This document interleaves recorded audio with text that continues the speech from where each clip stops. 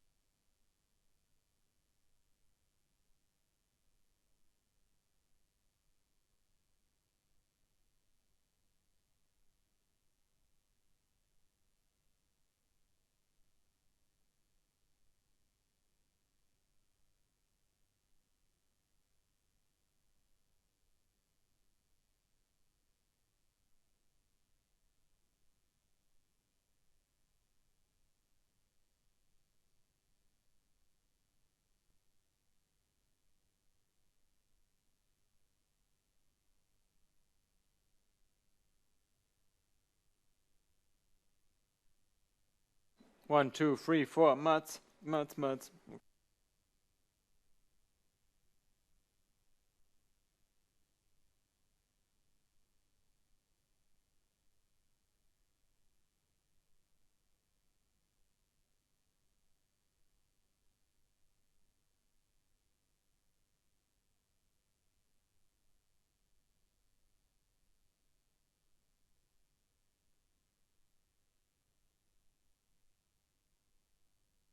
Bin ich sowas von bereit. Ich sehe sogar ein grünes Lichtchen bei mir. Du bist muted. Das sehe ich sogar wegen dem grünen Lämpchen da hinten. Das ist fantastisch. Das ist direkt hinter... Ach, warte mal. Echt jetzt? Aber ihr könnt das doch muten da, zentral. Test. Geht?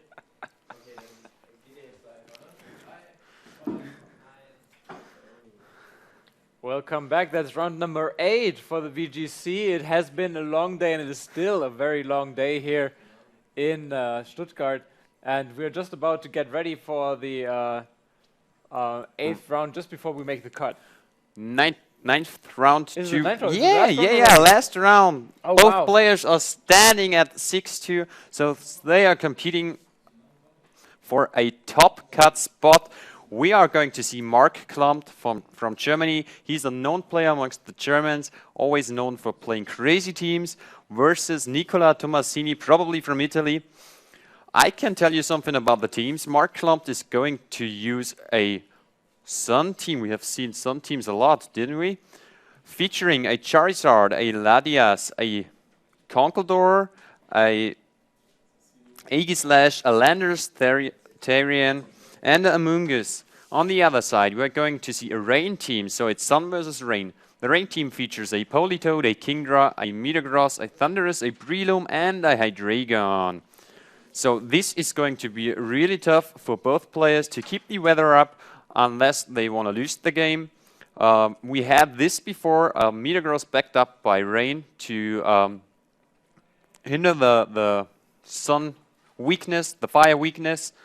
Pretty standard team on the Rain side, and it's, yeah, Conkeldurr and Latios are kind of unusual choices for Sun teams. But we are going to see the match in a couple of seconds. So let's guess the leads. Julian, you learned a lot about VGC today, didn't you? Well, absolutely. And I'm curious, now that we have another weather war going on, what is the most important part to remember if you're in the middle of a weather war? Well, for Rain, it's to keep the Rain up, to fire off strong water attacks, and to control the speed of his own Kingdra.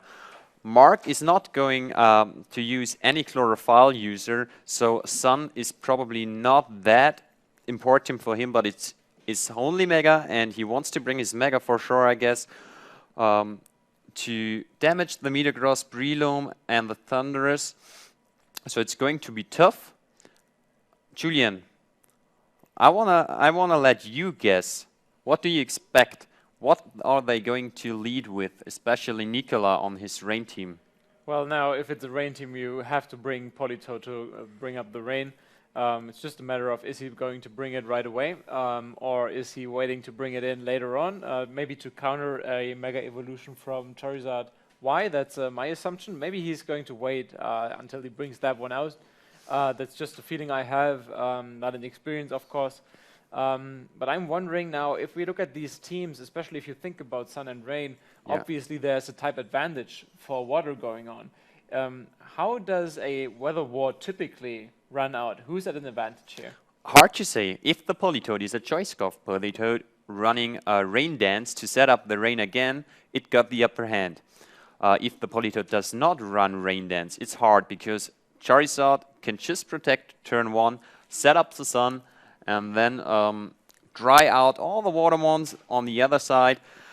It's even hard to switch Politoed in on the first turn, because when you Mega Evolve, Sun is still up, so you have to keep the Politoed right in the back and wait until the Charizard Mega Evolved. So I guess Nicola is going to lead with Thundurus to threaten the Charizard, and maybe Hydreigon, depends on the set. If it's Scarf, he probably is going to lead with it, because it scares away the Latias, and it's good against Charizard. But if not, it's not that good of... Oh, and here we go. We got the team preview. The teams we mentioned, Politoed, Kingdra, Metagross, Thunderous, Breloom, and Hydreigon on Nicola's side.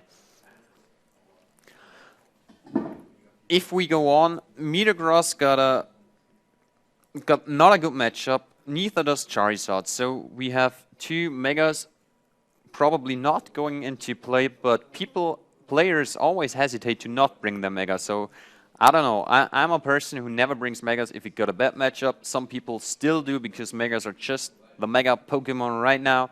Let's see what is going to happen. Mark is probably going to bring his Latias because he got a good matchup against Politoed, Thunderous, and Breloom.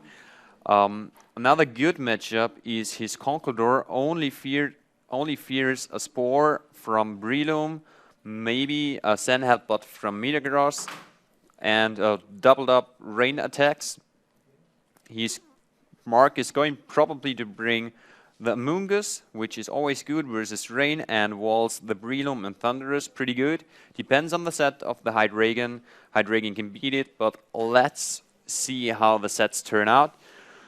Landorus T got a pretty bad matchup actually, as it can't just touch anything really hard beside the Metagross, and is one-shotted by a rain-boosted water attack from Kingdra. The time has run out. The players have made their choices. Let's hop right into the action. Tom versus Queen. Here we go.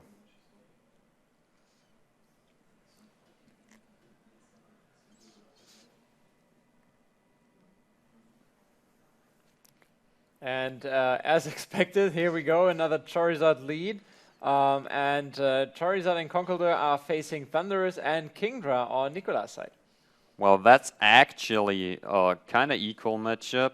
Thunderous and Kingdra threaten the Charizard, but Conkeldurr might be Assault Vest and can take, I bet, almost every attack, and I bet if Assault Vest, it can take every double up into it as well, and fire off a strong, maybe Ice Punch, maybe Knock Off, maybe just a Drain Punch into the Kingdra direction.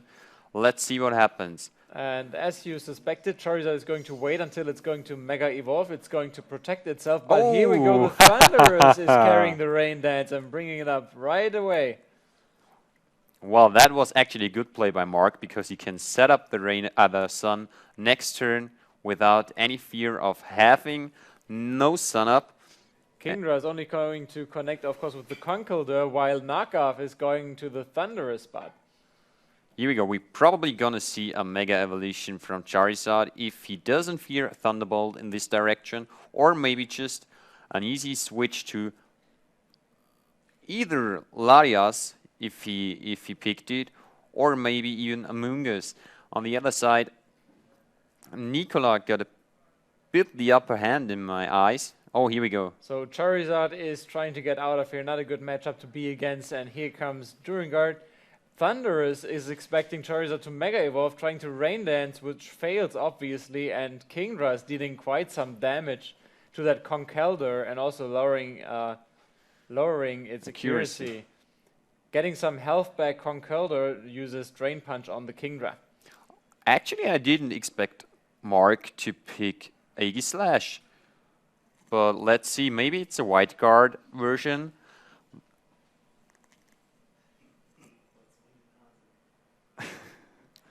Maybe it's a white guard version, which actually blocks the Muddy Water from Kingdra's side. Thunderous can fire off a free attack into any direction he wants. If he doubles up in one of the two Pokemon, there's going to feign one, and Mark can't switch in his Charizard.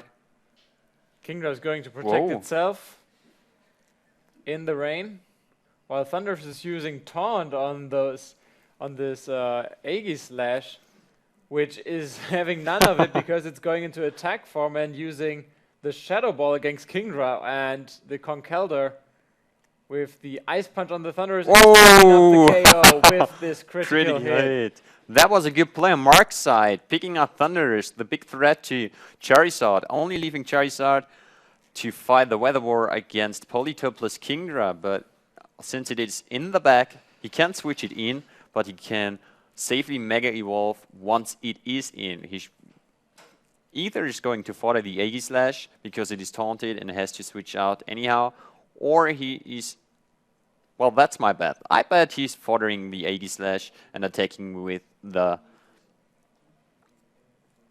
Conkeldurr. Politoed is replacing that Thunderous while already in the rain. And now it's going to be interesting to see if Aegis Slash is maybe being replaced by that Charizard, opening itself up for a water attack in that spot. Oh, I think that would be a not optimal play on Mark's side if he would bring in Charizard right now. I guess he just brings in a water resist. We didn't see one yet. Aegis Slash goes back probably to that fourth Pokemon we don't know yet. It isn't even a Landorus, water but resist. it's still water, is weak against water attacks. It's using that Intimidate, which is not affecting those two Pokemon too much. Politoed is going to help Kingdra with its attack. We will be seeing soon what kind of attack that's going to be. It's a Draco Meteor. It's not a water attack, but it's still going to connect with that Landorus. Let's see how much it does. It's picking up the KO, so Landorus just came by to see itself go down immediately. So all we have left to see is what Conkeldurr is going to do. It's another Drain Punch on that Kingdra. Oh, that's barely whoa. So Mark got a bit the upper hand. He probably wanted to just fodder the Landorus to bring that Charizard in safely. Being able to safely Mega Evolve, setting up the Sun and sealing the deal. Now that Kingdra is almost KO, he probably is going to attack it with Conkeldurr and Mega Evolve and protect with Charizard.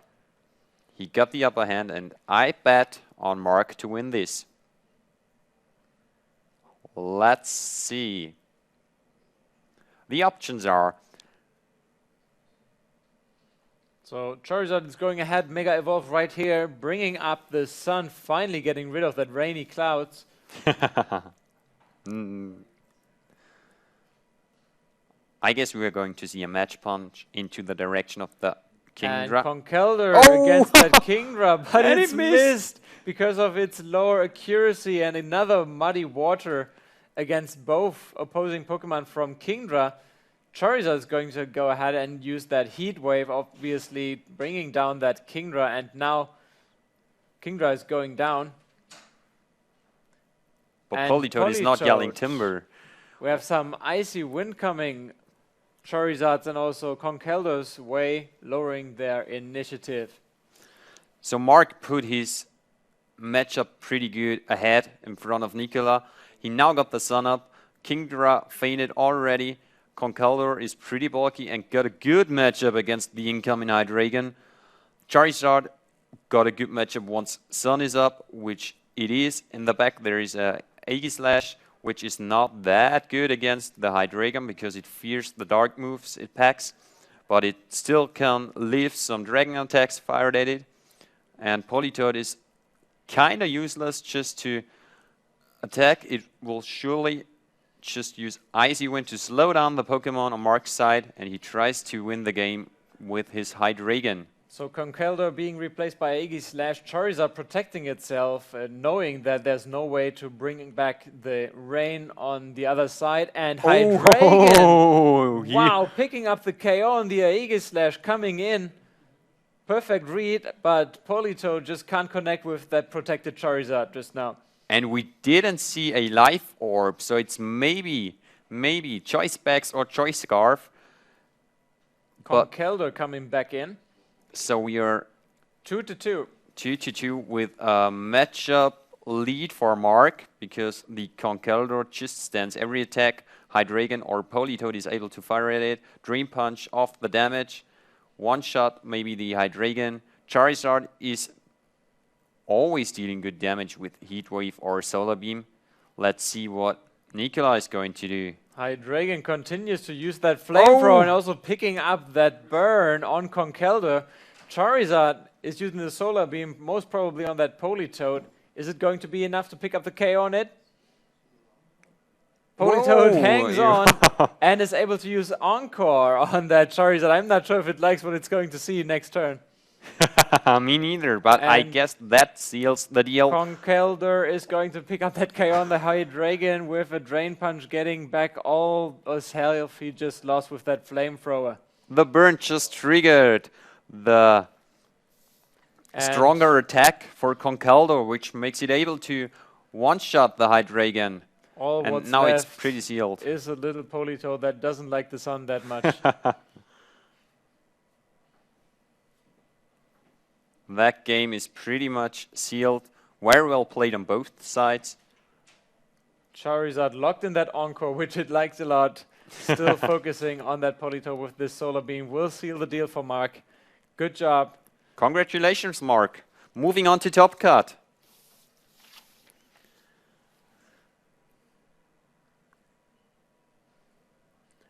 Now that was a Weather Wall won by the Sun. Some pretty unusual picks. I didn't expect the picks Mark brought because he had 2 water resists in Larias and Mungus, but he didn't pick neither of those. So it was pretty aggressive play by him to bring his offensive core and not the defensive backbone. And Nikola couldn't make use of that non-water resist and lost the game due to the good plays on Mark's side. There was this one turn I remember where Thunderous was trying to go for Rain Dance because it was Oh, yeah. expecting that Charizard to Mega Evolve and bring back the Sun. How do you play around this Weather War if you lose out on this big turn here? This was a crucial turn in my eyes.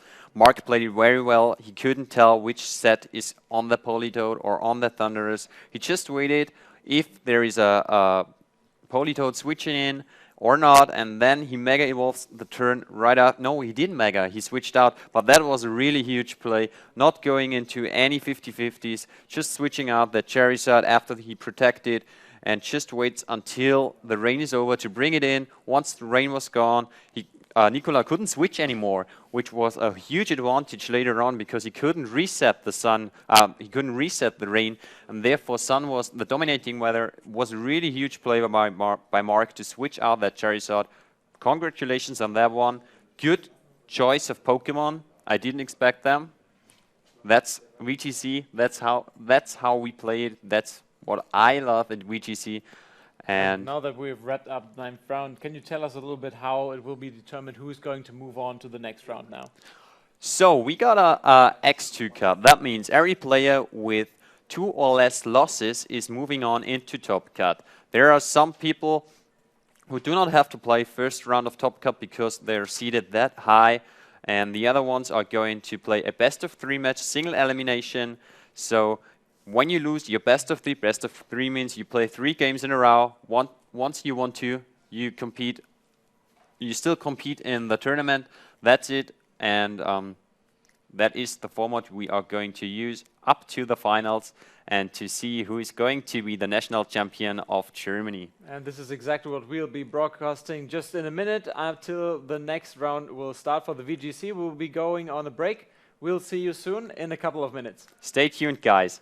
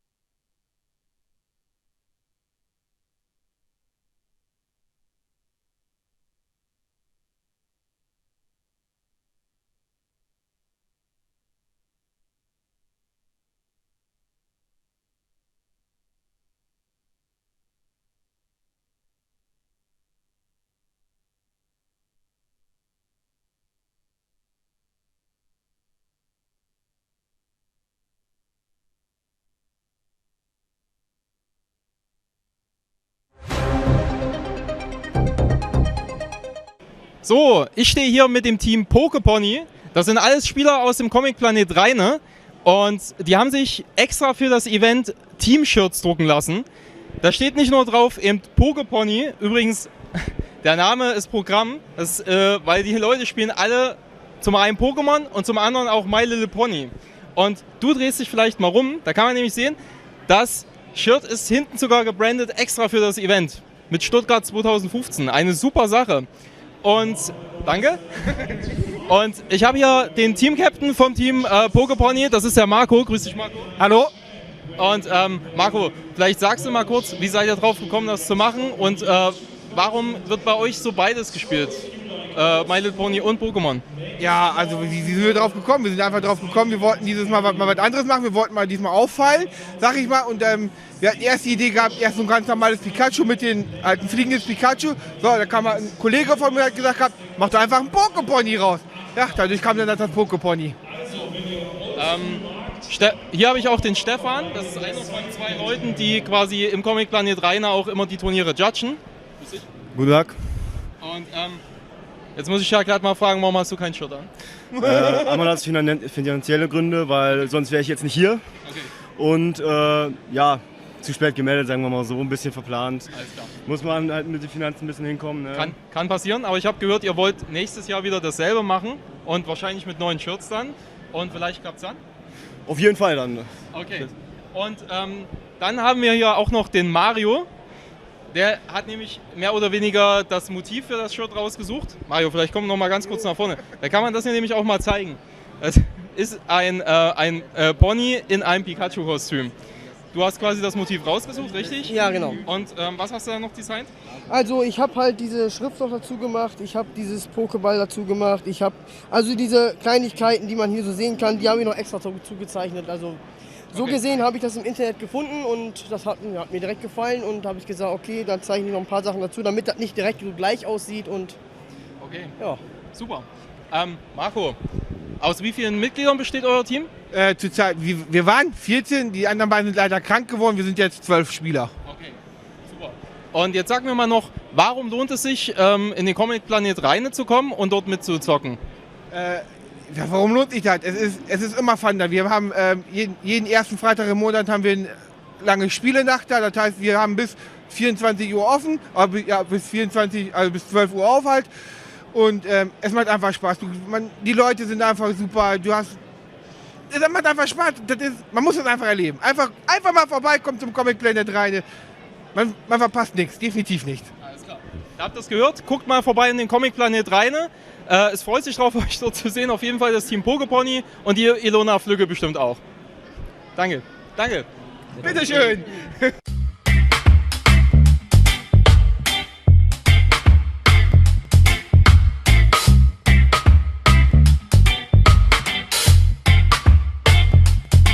It's been a long time.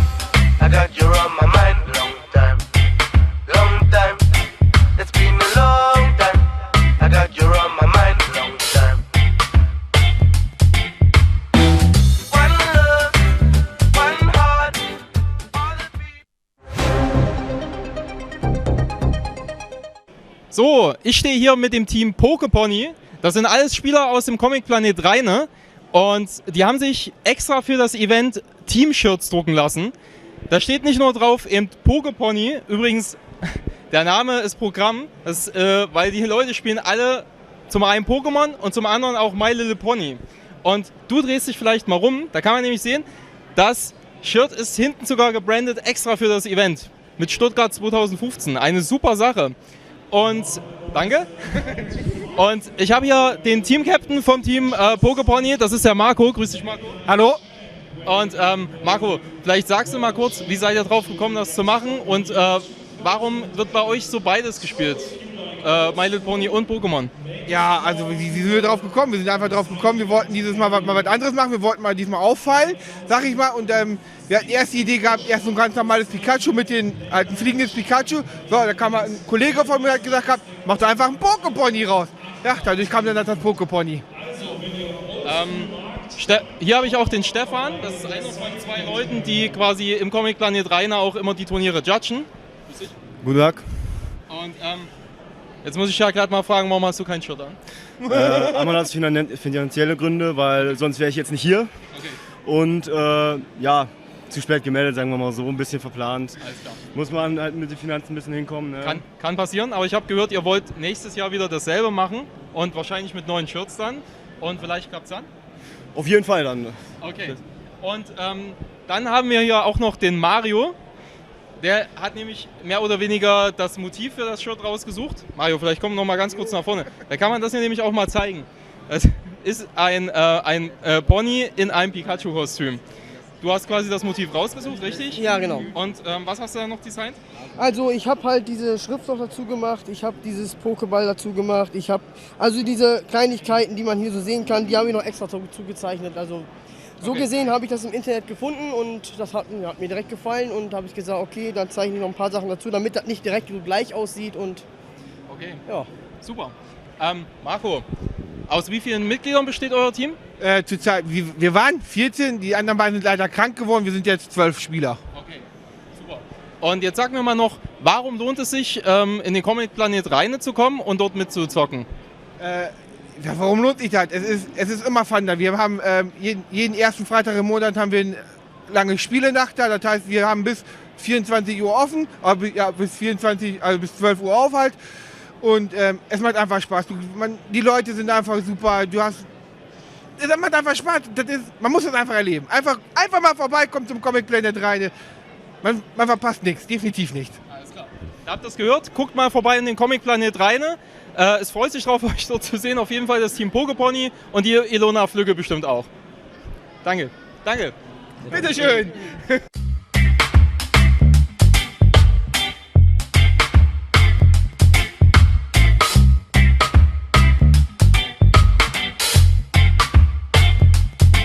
It's been a long time. I got you on my mind. Long time. Long time. It's been a long time.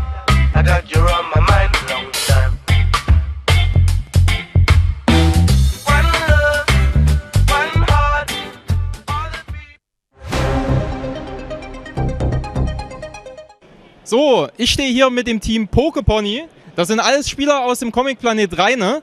Und die haben sich extra für das Event Team-Shirts drucken lassen. Da steht nicht nur drauf, eben Pokepony. Übrigens, der Name ist Programm, weil die Leute spielen alle zum einen Pokémon und zum anderen auch My Little Pony. Und du drehst dich vielleicht mal rum, da kann man nämlich sehen, das Shirt ist hinten sogar gebrandet extra für das Event. Mit Stuttgart 2015. Eine super Sache. Und danke. Und ich habe hier den Team-Captain vom Team Pokepony, das ist der Marco. Grüß dich, Marco. Hallo. Und Marco, vielleicht sagst du mal kurz, wie seid ihr drauf gekommen, das zu machen und warum wird bei euch so beides gespielt? My Little Pony und Pokémon. Ja, also wie sind wir drauf gekommen? Wir sind einfach drauf gekommen, wir wollten dieses Mal was anderes machen, wir wollten mal diesmal auffallen, sag ich mal. Und wir hatten erst die Idee gehabt, erst so ein ganz normales Pikachu mit den alten fliegendes Pikachu. So, da kam ein Kollege von mir, hat gesagt, mach doch einfach einen Pokepony raus. Ja, dadurch kam dann das Pokepony. Hier habe ich auch den Stefan, das ist einer von 2 Leuten, die quasi im Comic Planet Rheine auch immer die Turniere judgen. Guten Tag. Und jetzt muss ich ja gerade mal fragen, warum hast du kein Shirt an? Einmal aus finanzielle Gründe, weil sonst wäre ich jetzt nicht hier. Okay.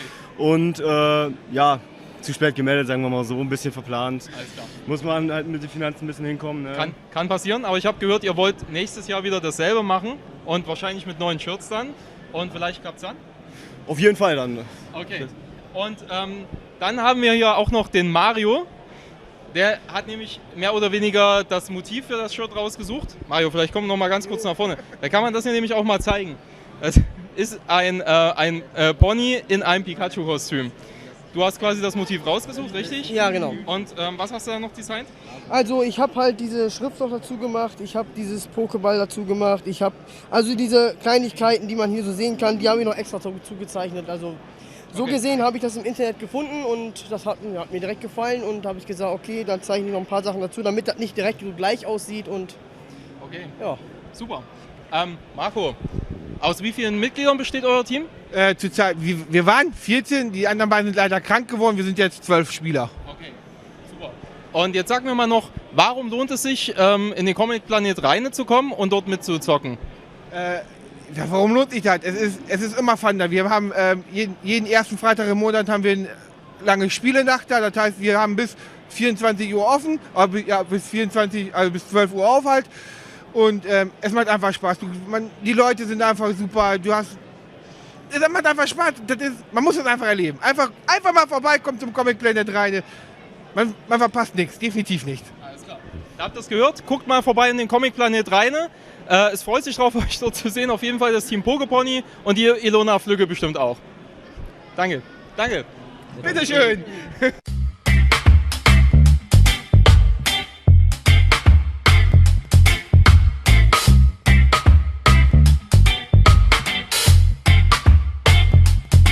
It's been a long time. I got you on my mind. Long time. Long time. It's been a long time. I got you on my mind. Long time. One love, one heart. All the people. So, ich stehe hier mit dem Team Pokepony. Das sind alles Spieler aus dem Comic Planet Rheine. Und die haben sich extra für das Event Team-Shirts drucken lassen. Da steht nicht nur drauf eben Pokepony. Übrigens, der Name ist Programm, weil die Leute spielen alle zum einen Pokémon und zum anderen auch My Little Pony. Und du drehst dich vielleicht mal rum, da kann man nämlich sehen, das Shirt ist hinten sogar gebrandet extra für das Event. Mit Stuttgart 2015. Eine super Sache. Und danke. Und ich habe hier den Team-Captain vom Team Pokepony, das ist der Marco. Grüß dich, Marco. Hallo? Und Marco, vielleicht sagst du mal kurz, wie seid ihr drauf gekommen, das zu machen und warum wird bei euch so beides gespielt? My Little Pony und Pokémon. Ja, also wie sind wir drauf gekommen? Wir sind einfach drauf gekommen, wir wollten dieses Mal was anderes machen, wir wollten mal diesmal auffallen, sag ich mal. Und wir hatten erst die Idee gehabt, erst so ein ganz normales Pikachu mit den alten fliegendes Pikachu. So, da kam ein Kollege von mir, hat gesagt, mach da einfach ein Pokepony raus. Ja, dadurch kam dann das Pokepony. Hier habe ich auch den Stefan, das ist einer von 2 Leuten, die quasi im Comic Planet Rheine auch immer die Turniere judgen. Guten Tag. Und jetzt muss ich ja gerade mal fragen, warum hast du kein Shirt an? Einmal aus finanzielle Gründe, weil sonst wäre ich jetzt nicht hier. Okay. Und ja, zu spät gemeldet, sagen wir mal so, ein bisschen verplant. Alles klar. Muss man halt mit den Finanzen ein bisschen hinkommen. Ne? Kann passieren, aber ich habe gehört, ihr wollt nächstes Jahr wieder dasselbe machen und wahrscheinlich mit neuen Shirts dann. Und vielleicht klappt es dann? Auf jeden Fall dann. Okay. Und dann haben wir hier auch noch den Mario. Der hat nämlich mehr oder weniger das Motiv für das Shirt rausgesucht. Mario, vielleicht komm noch mal ganz kurz nach vorne. Da kann man das hier nämlich auch mal zeigen. Es ist ein Pony in einem Pikachu-Kostüm. Du hast quasi das Motiv rausgesucht, richtig? Ja, genau. Und was hast du da noch designt?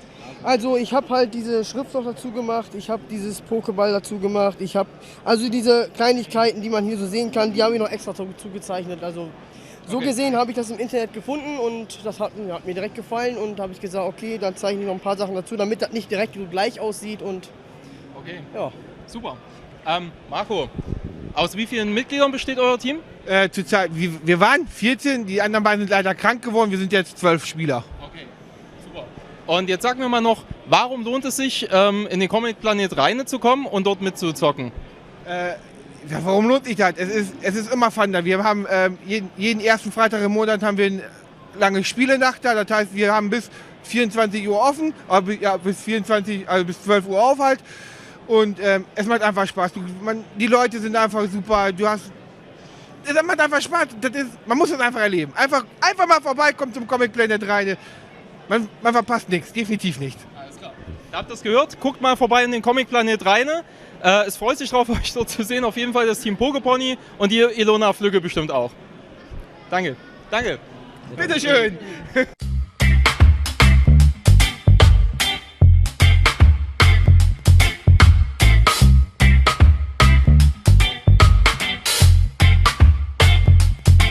It's been a long time. I got you on my mind. Long time. Long time. It's been a long time. I got you on my mind. Long time.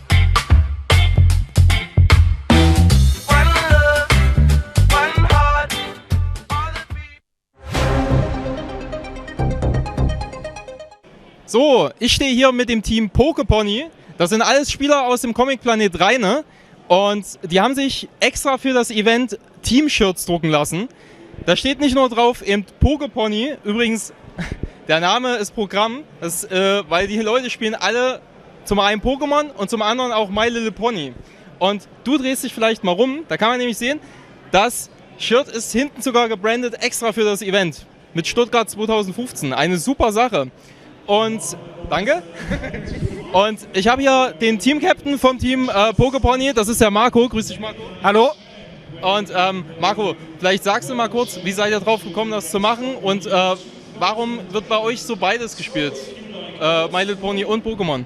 Ja, also wie sind wir drauf gekommen? Wir sind einfach drauf gekommen, wir wollten dieses Mal was anderes machen, wir wollten mal diesmal auffallen, sag ich mal. Und wir hatten erst die Idee gehabt, erst so ein ganz normales Pikachu mit den alten fliegendes Pikachu. So, da kam ein Kollege von mir, hat gesagt, mach doch einfach ein Poképony raus.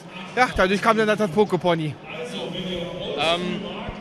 Hier habe ich auch den Stefan, das ist einer von 2 Leuten, die quasi im Comic Planet Rainer auch immer die Turniere judgen. Guten Tag. Und jetzt muss ich ja gerade mal fragen, warum hast du kein Shirt an? Einmal aus finanzielle Gründe, weil sonst wäre ich jetzt nicht hier. Okay. Und ja, zu spät gemeldet, sagen wir mal so, ein bisschen verplant. Alles klar. Muss man halt mit den Finanzen ein bisschen hinkommen. Ne? Kann passieren, aber ich habe gehört, ihr wollt nächstes Jahr wieder dasselbe machen und wahrscheinlich mit neuen Shirts dann. Und vielleicht klappt es dann? Auf jeden Fall dann. Okay. Und dann haben wir hier auch noch den Mario. Der hat nämlich mehr oder weniger das Motiv für das Shirt rausgesucht. Mario, vielleicht komm noch mal ganz kurz nach vorne. Da kann man das hier nämlich auch mal zeigen. Es ist ein Pony in einem Pikachu-Kostüm. Du hast quasi das Motiv rausgesucht, richtig? Ja, genau. Und was hast du da noch designt? Also ich habe halt diese Schrift noch dazu gemacht, ich habe dieses Pokéball dazu gemacht, ich habe also diese Kleinigkeiten, die man hier so sehen kann, die habe ich noch extra dazu gezeichnet. Also so gesehen habe ich das im Internet gefunden und das hat mir direkt gefallen und habe ich gesagt, okay, dann zeichne ich noch ein paar Sachen dazu, damit das nicht direkt so gleich aussieht und okay, ja. Super. Marco, aus wie vielen Mitgliedern besteht euer Team? Zurzeit, wir waren 14, die anderen beiden sind leider krank geworden, wir sind jetzt 12 Spieler. Okay, super. Und jetzt sag mir mal noch, warum lohnt es sich, in den Comic Planet Rheine zu kommen und dort mitzuzocken? Ja, warum lohnt sich das? Es ist immer Fun da. Wir haben jeden ersten Freitag im Monat haben wir eine lange Spielenacht da. Das heißt, wir haben bis 24 Uhr offen, bis 12 Uhr auf halt. Und es macht einfach Spaß. Die Leute sind einfach super. Es macht einfach Spaß. Man muss es einfach erleben. Einfach mal vorbeikommen zum Comic Planet Rheine. Man verpasst nichts, definitiv nicht. Alles klar. Ihr habt das gehört? Guckt mal vorbei in den Comic Planet Rheine. Es freut sich drauf, euch dort zu sehen. Auf jeden Fall das Team Poképony und die Ilona Flügge bestimmt auch.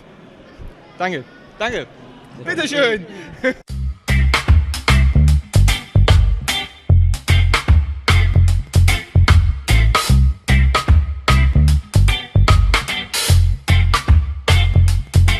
It's been a long time.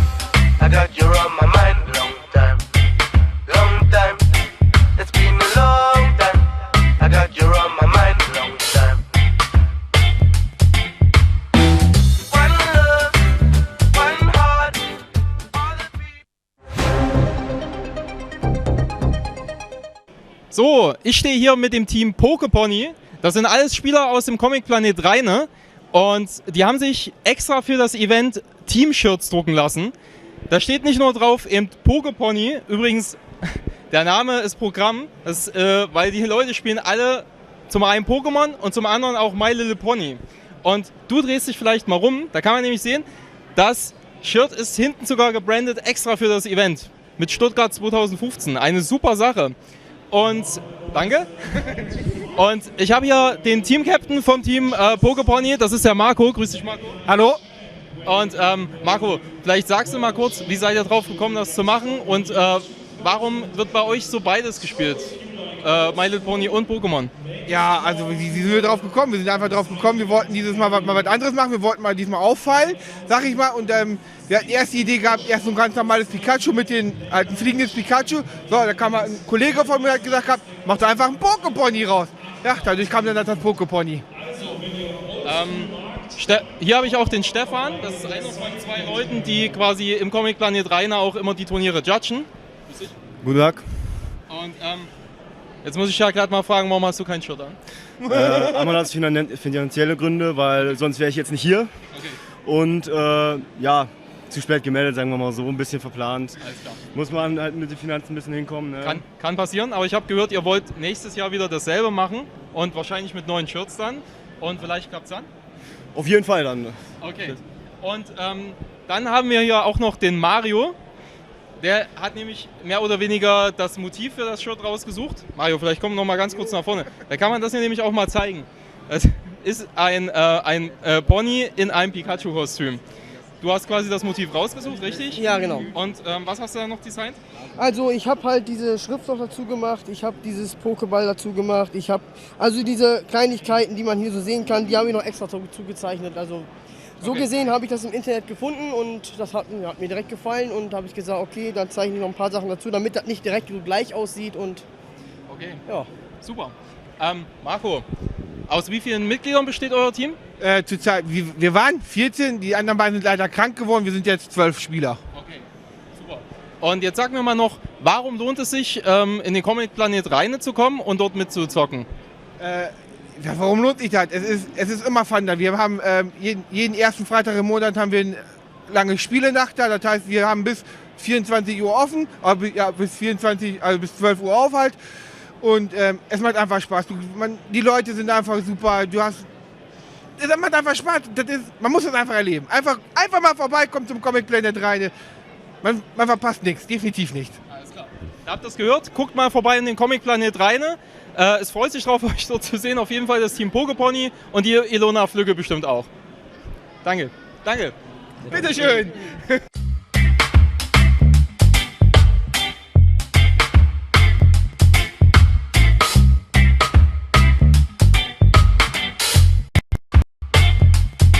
It's been a long time. I got you on my mind. Long time. Long time. It's been a long time. I got you on my mind. Long time. One love, one heart. All the people. So, ich stehe hier mit dem Team Pokepony. Das sind alles Spieler aus dem Comic Planet Rheine. Und die haben sich extra für das Event Team-Shirts drucken lassen. Da steht nicht nur drauf, eben Pokepony. Übrigens, der Name ist Programm, weil die Leute spielen alle zum einen Pokémon und zum anderen auch My Little Pony. Und du drehst dich vielleicht mal rum, da kann man nämlich sehen, das Shirt ist hinten sogar gebrandet extra für das Event. Mit Stuttgart 2015. Eine super Sache. Und danke. Und ich habe hier den Team-Captain vom Team Pokepony, das ist der Marco. Grüß dich, Marco. Hallo. Und Marco, vielleicht sagst du mal kurz, wie seid ihr drauf gekommen, das zu machen und warum wird bei euch so beides gespielt? My Little Pony und Pokémon. Ja, also wie sind wir drauf gekommen? Wir sind einfach drauf gekommen, wir wollten dieses Mal was anderes machen, wir wollten mal diesmal auffallen, sag ich mal. Und wir hatten erst die Idee gehabt, erst so ein ganz normales Pikachu mit den alten fliegendes Pikachu. So, da kam ein Kollege von mir, hat gesagt, mach doch einfach einen Pokepony raus. Ja, dadurch kam dann das Pokepony. Hier habe ich auch den Stefan, das ist einer von 2 Leuten, die quasi im Comic Planet Rheine auch immer die Turniere judgen. Guten Tag. Und jetzt muss ich ja gerade mal fragen, warum hast du kein Shirt an? Einmal aus finanzielle Gründe, weil sonst wäre ich jetzt nicht hier. Okay. Und ja, zu spät gemeldet, sagen wir mal so, ein bisschen verplant. Alles klar. Muss man halt mit den Finanzen ein bisschen hinkommen. Ne? Kann passieren, aber ich habe gehört, ihr wollt nächstes Jahr wieder dasselbe machen und wahrscheinlich mit neuen Shirts dann. Und vielleicht klappt es dann? Auf jeden Fall dann. Okay. Und dann haben wir hier auch noch den Mario. Der hat nämlich mehr oder weniger das Motiv für das Shirt rausgesucht. Mario, vielleicht komm noch mal ganz kurz nach vorne. Da kann man das hier nämlich auch mal zeigen. Es ist ein Pony in einem Pikachu-Kostüm. Du hast quasi das Motiv rausgesucht, richtig? Ja, genau. Und was hast du da noch designt? Also ich habe halt diese Schrift noch dazu gemacht, ich habe dieses Pokéball dazu gemacht, ich habe also diese Kleinigkeiten, die man hier so sehen kann, die habe ich noch extra dazu gezeichnet. Also so gesehen habe ich das im Internet gefunden und das hat mir direkt gefallen und habe ich gesagt, okay, dann zeichne ich noch ein paar Sachen dazu, damit das nicht direkt so gleich aussieht und okay, ja. Super. Marco, aus wie vielen Mitgliedern besteht euer Team? Zurzeit, wir waren 14, die anderen beiden sind leider krank geworden, wir sind jetzt 12 Spieler. Okay, super. Und jetzt sag mir mal noch, warum lohnt es sich, in den Comic Planet Rheine zu kommen und dort mitzuzocken? Ja, warum lohnt sich das? Es ist immer Fun da. Wir haben jeden ersten Freitag im Monat haben wir eine lange Spielenacht da. Das heißt, wir haben bis 24 Uhr offen, aber ja, bis 12 Uhr auf halt. Und es macht einfach Spaß. Die Leute sind einfach super. Es macht einfach Spaß. Man muss es einfach erleben. Einfach mal vorbeikommen zum Comic Planet rein. Man verpasst nichts, definitiv nicht. Alles klar. Ihr habt das gehört, guckt mal vorbei in den Comic Planet rein. Es freut sich drauf, euch dort zu sehen. Auf jeden Fall das Team Pokepony und die Ilona Flügge bestimmt auch. Danke. Danke. Bitteschön.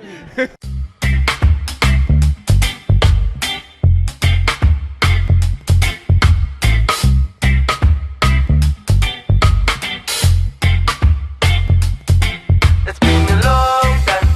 I got you on my mind. Long time. Long time. It's been a long time. I got you on my mind. Long time. One love, one heart. All the people. So, ich stehe hier mit dem Team Pokepony. Das sind alles Spieler aus dem Comic Planet Rheine. Und die haben sich extra für das Event Team-Shirts drucken lassen. Da steht nicht nur drauf, eben Pokepony. Übrigens, der Name ist Programm, weil die Leute spielen alle zum einen Pokémon und zum anderen auch My Little Pony. Und du drehst dich vielleicht mal rum, da kann man nämlich sehen, das Shirt ist hinten sogar gebrandet extra für das Event. Mit Stuttgart 2015. Eine super Sache. Und danke.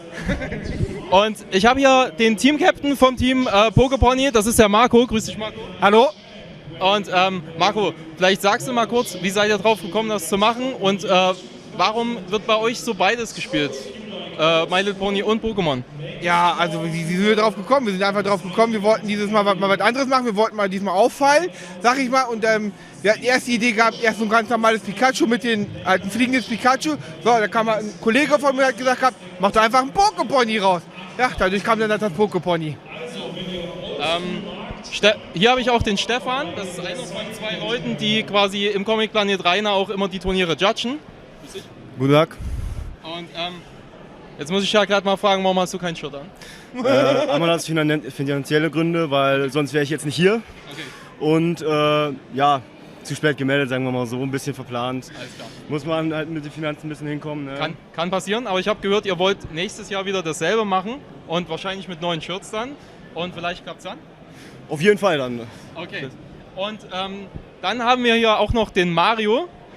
Der hat nämlich mehr oder weniger das Motiv für das Shirt rausgesucht. Mario, vielleicht komm noch mal ganz kurz nach vorne. Da kann man das hier nämlich auch mal zeigen. Es ist ein Pony in einem Pikachu-Kostüm. Du hast quasi das Motiv rausgesucht, richtig? Ja, genau. Und was hast du da noch designt? Also ich habe halt diese Schrift noch dazu gemacht, ich habe dieses Pokéball dazu gemacht, ich habe also diese Kleinigkeiten, die man hier so sehen kann, die habe ich noch extra dazu gezeichnet. Also so gesehen habe ich das im Internet gefunden und das hat mir direkt gefallen und habe ich gesagt, okay, dann zeichne ich noch ein paar Sachen dazu, damit das nicht direkt so gleich aussieht und okay, ja. Super. Marco, aus wie vielen Mitgliedern besteht euer Team? Zurzeit, wir waren 14, die anderen beiden sind leider krank geworden, wir sind jetzt 12 Spieler. Okay, super. Und jetzt sag mir mal noch, warum lohnt es sich, in den Comic Planet Rheine zu kommen und dort mitzuzocken? Ja, warum lohnt sich das? Es ist immer Fun da. Wir haben jeden ersten Freitag im Monat haben wir eine lange Spielenacht da. Das heißt, wir haben bis 24 Uhr offen, aber ja, bis 12 Uhr auf halt. Und es macht einfach Spaß. Die Leute sind einfach super. Es macht einfach Spaß. Man muss es einfach erleben. Einfach mal vorbeikommen zum Comic Planet rein. Man verpasst nichts, definitiv nicht. Alles klar. Ihr habt das gehört, guckt mal vorbei in den Comic Planet Rheine. Es freut sich drauf, euch dort zu sehen. Auf jeden Fall das Team Pokepony und die Ilona Flügge bestimmt auch. Danke. Danke. Bitteschön.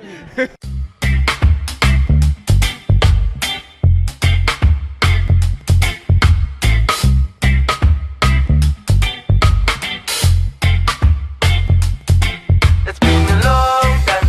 I got you on my mind. Long time. Long time. It's been a long time. I got you on my mind. Long time. One love, one heart. All the people. So, ich stehe hier mit dem Team Pokepony. Das sind alles Spieler aus dem Comic Planet Rheine. Und die haben sich extra für das Event Team-Shirts drucken lassen. Da steht nicht nur drauf, eben Poképony. Übrigens, der Name ist Programm, weil die Leute spielen alle zum einen Pokémon und zum anderen auch My Little Pony. Und du drehst dich vielleicht mal rum, da kann man nämlich sehen, das Shirt ist hinten sogar gebrandet extra für das Event mit Stuttgart 2015. Eine super Sache. Und danke. Und ich habe hier den Team-Captain vom Team Poképony, das ist der Marco. Grüß dich, Marco. Hallo? Und Marco, vielleicht sagst du mal kurz, wie seid ihr drauf gekommen, das zu machen und warum wird bei euch so beides gespielt? My Little Pony und Pokémon. Ja, also wie sind wir drauf gekommen? Wir sind einfach drauf gekommen, wir wollten dieses Mal was anderes machen, wir wollten mal diesmal auffallen, sag ich mal. Und wir hatten erst die Idee gehabt, erst so ein ganz normales Pikachu mit den alten fliegendes Pikachu. So, da kam mal ein Kollege von mir, hat gesagt, mach da einfach ein Poképony raus. Ja, dadurch kam dann das Poképony. Hier habe ich auch den Stefan, das ist einer von 2 Leuten, die quasi im Comic Planet Rainer auch immer die Turniere judgen. Guten Tag. Und jetzt muss ich ja gerade mal fragen, warum hast du kein Shirt an? Einmal aus finanzielle Gründe, weil sonst wäre ich jetzt nicht hier. Okay. Und ja, zu spät gemeldet, sagen wir mal so, ein bisschen verplant. Alles klar. Muss man halt mit den Finanzen ein bisschen hinkommen. Ne? Kann passieren, aber ich habe gehört, ihr wollt nächstes Jahr wieder dasselbe machen und wahrscheinlich mit neuen Shirts dann. Und vielleicht klappt es dann? Auf jeden Fall dann. Okay. Und dann haben wir hier auch noch den Mario. Der hat nämlich mehr oder weniger das Motiv für das Shirt rausgesucht. Mario, vielleicht komm noch mal ganz kurz nach vorne. Da kann man das hier nämlich auch mal zeigen. Das ist ein Pony in einem Pikachu-Kostüm. Du hast quasi das Motiv rausgesucht, richtig? Ja, genau. Und was hast du da noch designt? Also ich habe halt diese Schrift noch dazu gemacht, ich habe dieses Pokéball dazu gemacht, ich habe also diese Kleinigkeiten, die man hier so sehen kann, die habe ich noch extra dazu gezeichnet. Also so gesehen habe ich das im Internet gefunden und das hat mir direkt gefallen und habe ich gesagt, okay, dann zeichne ich noch ein paar Sachen dazu, damit das nicht direkt so gleich aussieht und okay, ja. Super. Marco, aus wie vielen Mitgliedern besteht euer Team? Zurzeit, wir waren 14, die anderen beiden sind leider krank geworden, wir sind jetzt 12 Spieler. Okay, super. Und jetzt sag mir mal noch, warum lohnt es sich, in den Comic Planet Rheine zu kommen und dort mitzuzocken? Ja, warum lohnt sich das? Es ist immer Fun da. Wir haben jeden ersten Freitag im Monat haben wir eine lange Spielenacht da. Das heißt, wir haben bis 24 Uhr offen, bis 12 Uhr auf halt. Und es macht einfach Spaß. Die Leute sind einfach super. Es macht einfach Spaß. Man muss das einfach erleben. Einfach mal vorbeikommen zum Comic Planet Rheine. Man verpasst nichts, definitiv nicht. Alles klar. Ihr habt das gehört? Guckt mal vorbei in den Comic Planet Rheine. Es freut sich drauf, euch dort zu sehen. Auf jeden Fall das Team Poképony und die Ilona Flügge bestimmt auch. Danke. Danke. Bitteschön.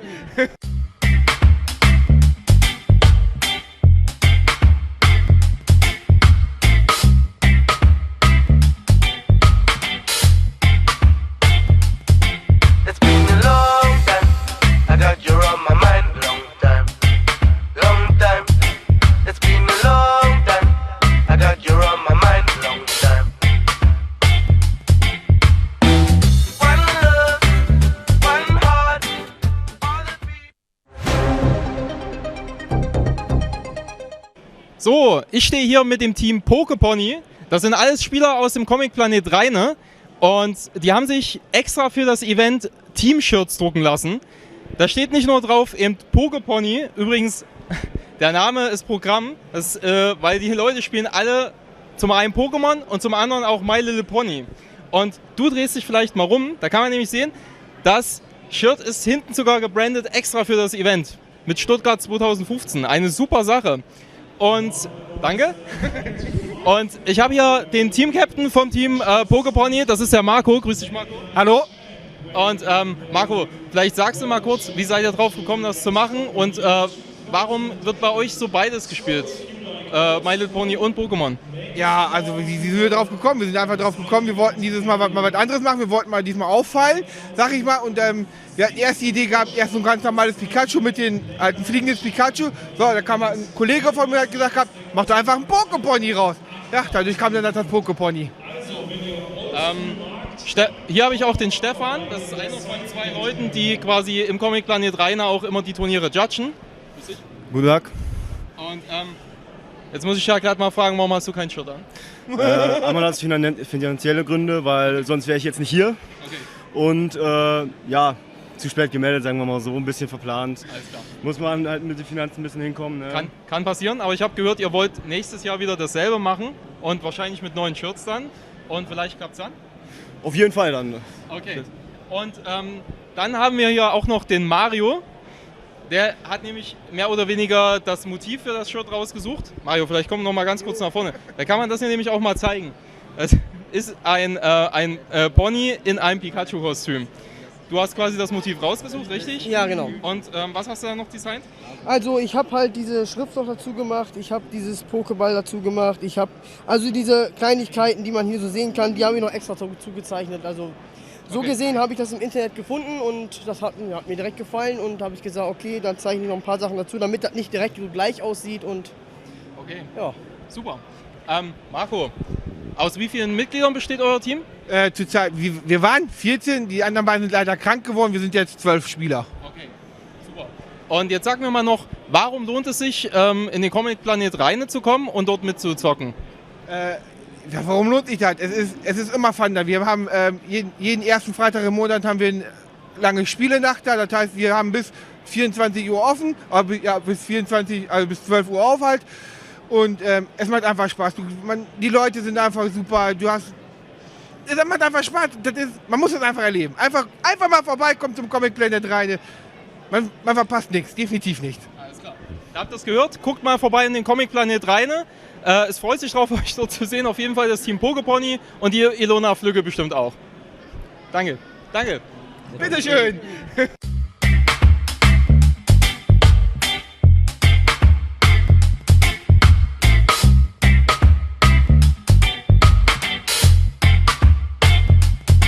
It's been a long time.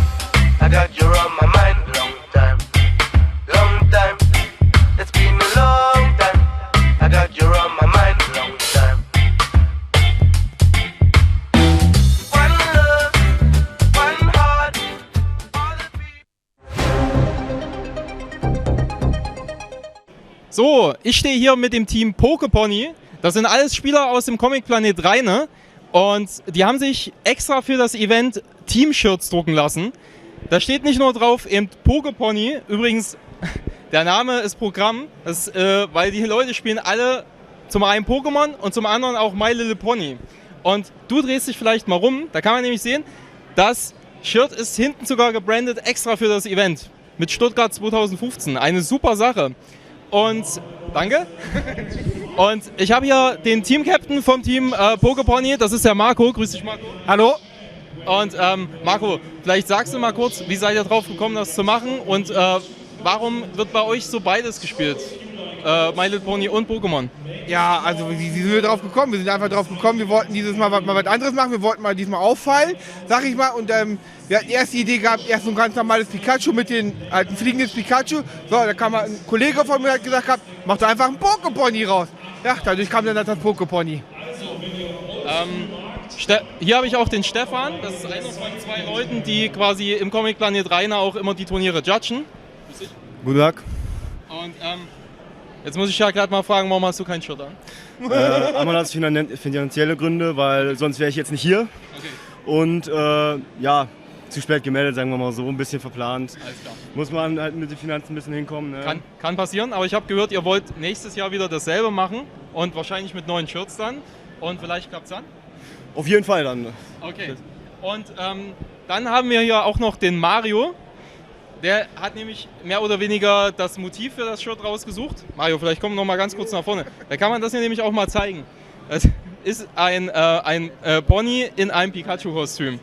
Du hast quasi das Motiv rausgesucht, richtig? Ja, genau. Und was hast du da noch designt? Also ich habe halt diese Schrift noch dazu gemacht, ich habe dieses Pokéball dazu gemacht, ich habe also diese Kleinigkeiten, die man hier so sehen kann, die habe ich noch extra dazu gezeichnet. Also so gesehen habe ich das im Internet gefunden und das hat mir direkt gefallen und habe ich gesagt, okay, dann zeichne ich noch ein paar Sachen dazu, damit das nicht direkt so gleich aussieht und okay, ja. Super. Marco, aus wie vielen Mitgliedern besteht euer Team? Zurzeit, wir waren 14, die anderen beiden sind leider krank geworden, wir sind jetzt 12 Spieler. Okay, super. Und jetzt sag mir mal noch, warum lohnt es sich, in den Comic Planet Rheine zu kommen und dort mitzuzocken? Ja, warum lohnt sich das? Es ist immer Fun da. Wir haben jeden ersten Freitag im Monat haben wir eine lange Spielenacht da. Das heißt, wir haben bis 24 Uhr offen, aber ja, bis 24, also bis 12 Uhr auf halt. Und es macht einfach Spaß. Die Leute sind einfach super. Es macht einfach Spaß. Man muss es einfach erleben. Einfach mal vorbeikommen zum Comic Planet rein. Man verpasst nichts, definitiv nicht. Alles klar. Ihr habt das gehört? Guckt mal vorbei in den Comic Planet rein. Es freut sich drauf, euch dort zu sehen. Auf jeden Fall das Team Pokepony und die Ilona Flügge bestimmt auch. Danke. Danke. Bitteschön.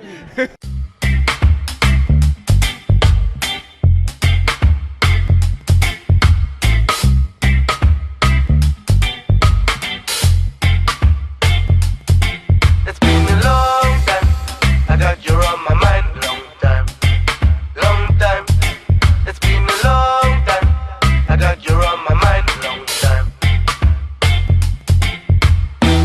One love, one heart. All the people. So, ich stehe hier mit dem Team Pokepony. Das sind alles Spieler aus dem Comic.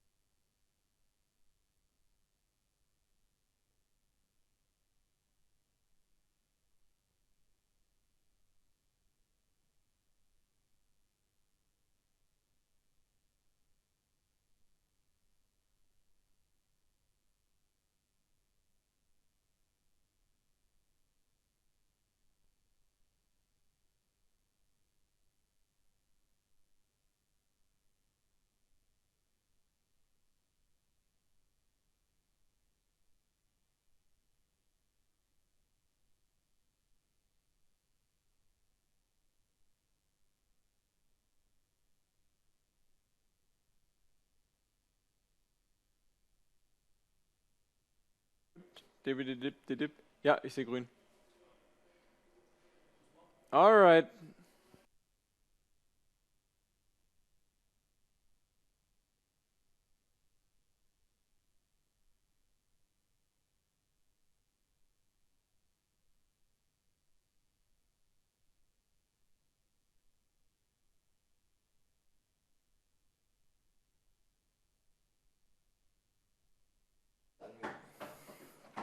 Und wie ist das gemutet? Psst.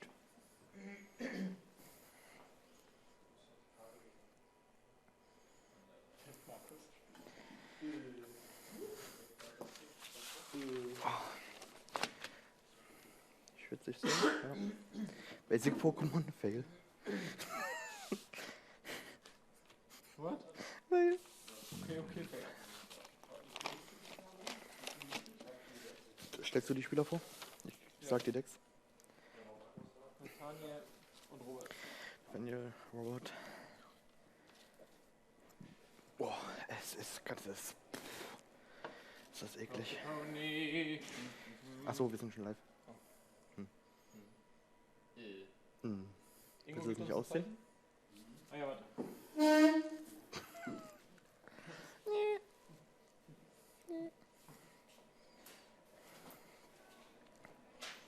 Ja.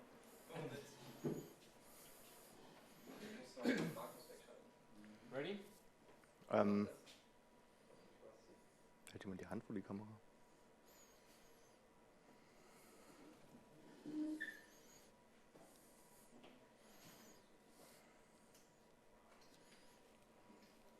Ich glaube, die haben schon begonnen. Nee. War draußen, hab gesagt, wartet mal.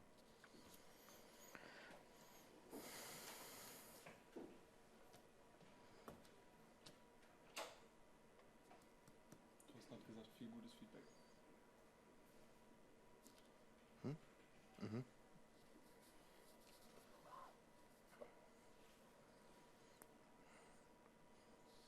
Bauen wir nachher doch noch eine Sauna? Sind wir in der Sonne? Sauna. So. Ich fall sowas wie ins Bett. Hm. Also mir ist sowas von Schluss. Hm.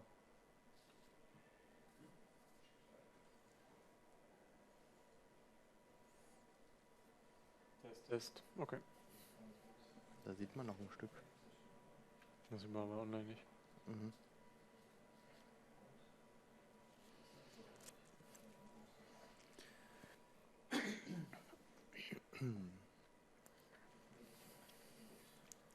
Oh.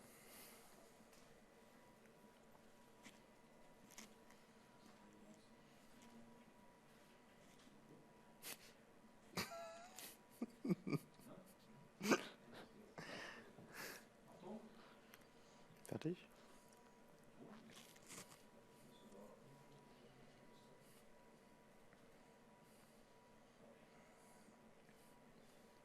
Was ist das denn? Rough Sea.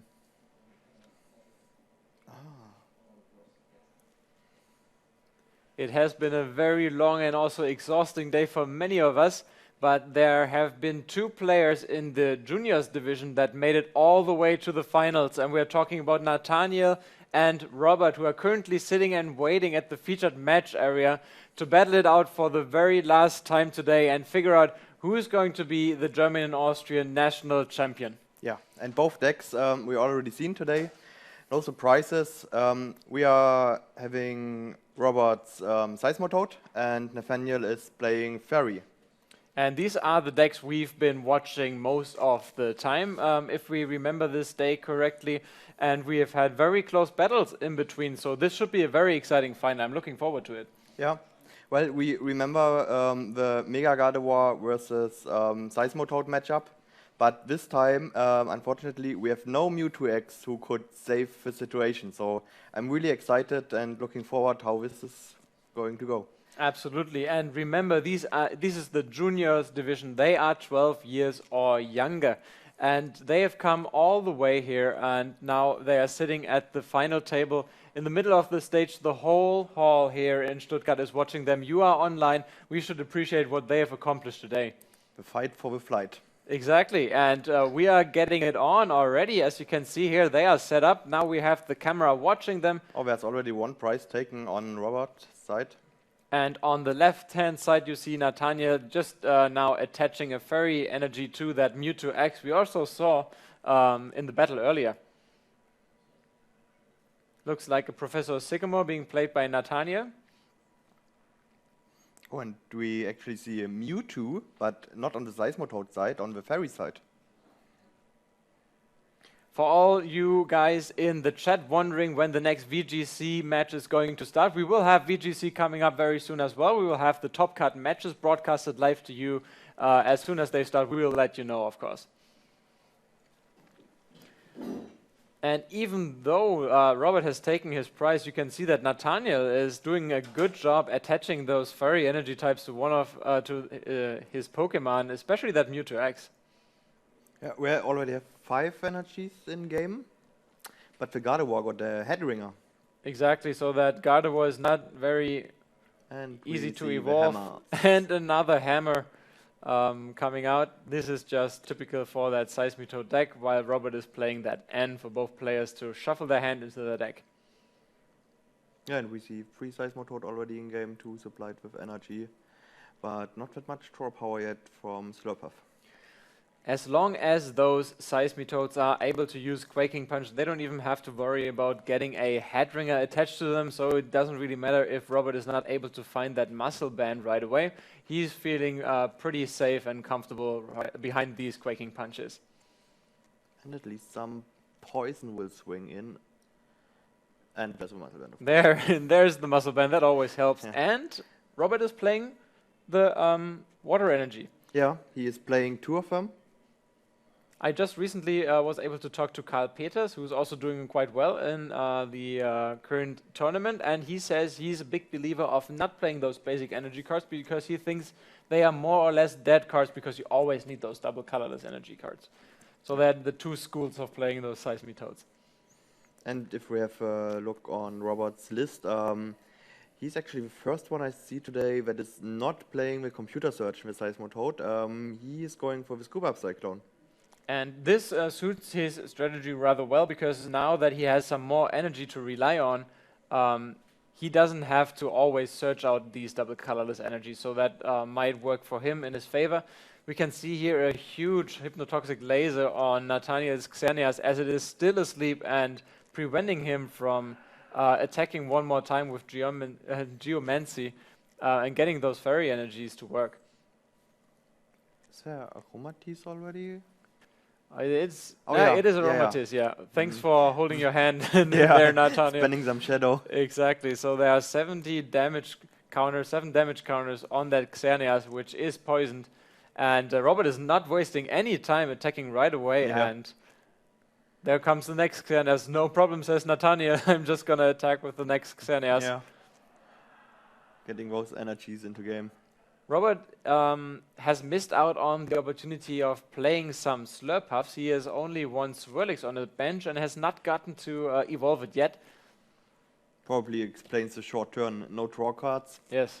Seismotoad is applied. Everything is fine. And that's the 3rd round in a row that Nathaniel is playing the Professor Sycamore. He needs those cards. He needs to play those supporters to get more cards, and he's looking for more energy here, and probably also for that Mega Gardevoir. He hasn't found it yet.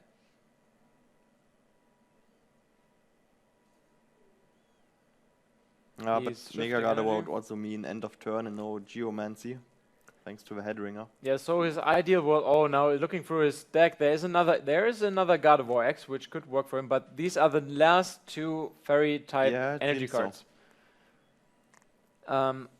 Ideally, he would find that Gardevoir X, put it onto his bench, and hope that there's not another Headringer coming his way. But still, as long as he is in an item lock, it's impossible for him to evolve it into Mega Gardevoir X without losing that turn.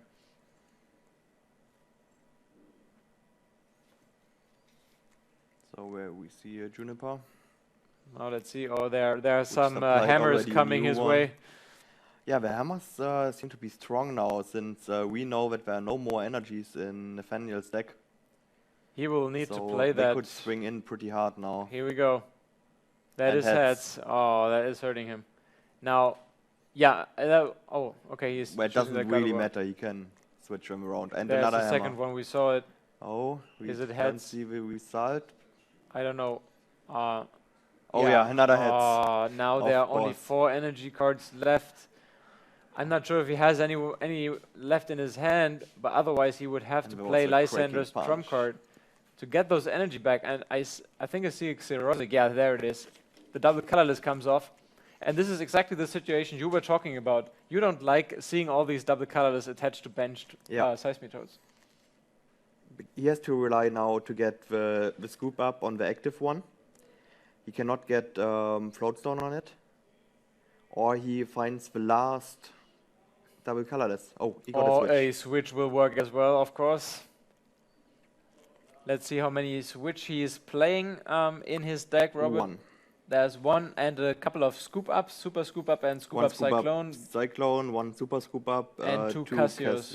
Okay, so there are quite some outs Yeah. that are helping him, that work in He's his also favor. playing more energy removal. 4 hammers, 2 grunts, and 2 Xerosic. Oh, he's playing 4 grunts? Oh, Oh, no, two. no, Oh, yeah, 2 okay. grunts, but 4 hammers. Yes. But he cutted 1 laser. That's an interesting choice. So he's Yeah. I mean, a laser is like 1/3 of your damage output. and he is now finally able to get his Slurpuff working for him, while Nathaniel is playing an N, drawing 6 cards, while Robert is content with drawing 4.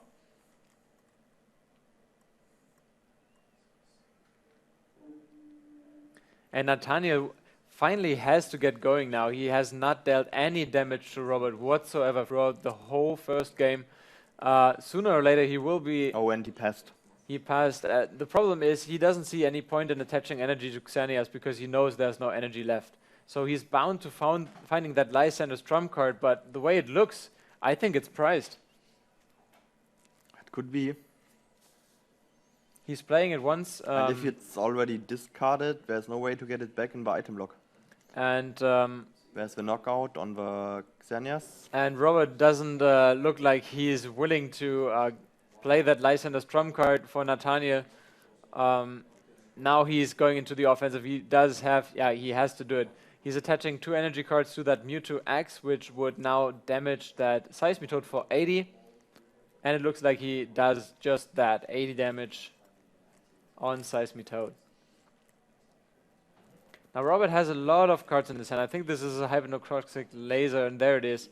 Let's see.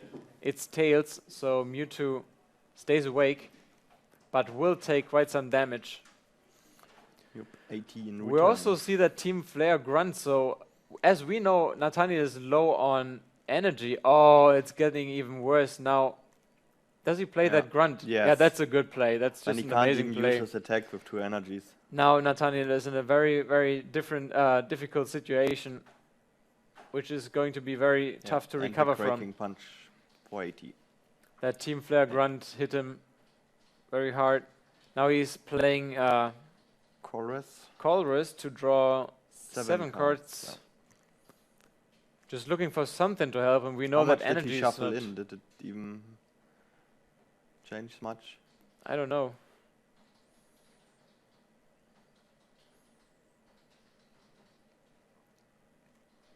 Let's see what It's cards like he's- less than 5 cards left in the deck. He There's a finally new found that Gardevoir. Gardevoir, but there's no energy to really attach it with. Now Mewtwo is... I think he has given up on that Mewtwo. Yeah, he has to. He doesn't have much Yep. choice, but that will enable Robert The to poison will finish it off. go up and draw 2 more prize cards. Nathaniel has gotten really unlucky here. Although I have to give it to Robert, he understood the situation very well. He understood that Nathaniel is very low on energy and And he's that playing very safe here. yes, That Cassius on. he wants to go no risk at all. And why should he? He's in a very good situation. Yep. He has so many Seismitoads on the bench just waiting to get a Quaking Punch in. Yeah, here comes a new one. Stocks up on 3 again. And the Mewtwo goes down, bringing Robert up to 5 prizes. And now Nathaniel, 2 energy cards. Nothing you can do really. I think I saw an N, but it doesn't really help anyway. Yeah, he's attacking with Life Leap. Yeah, 20 damage. He might be able to stall a little bit longer, but what is he waiting for there? I assume the Lysander's Trump card is not in his deck anymore. He would have found it by now, I think, or he's very unlucky.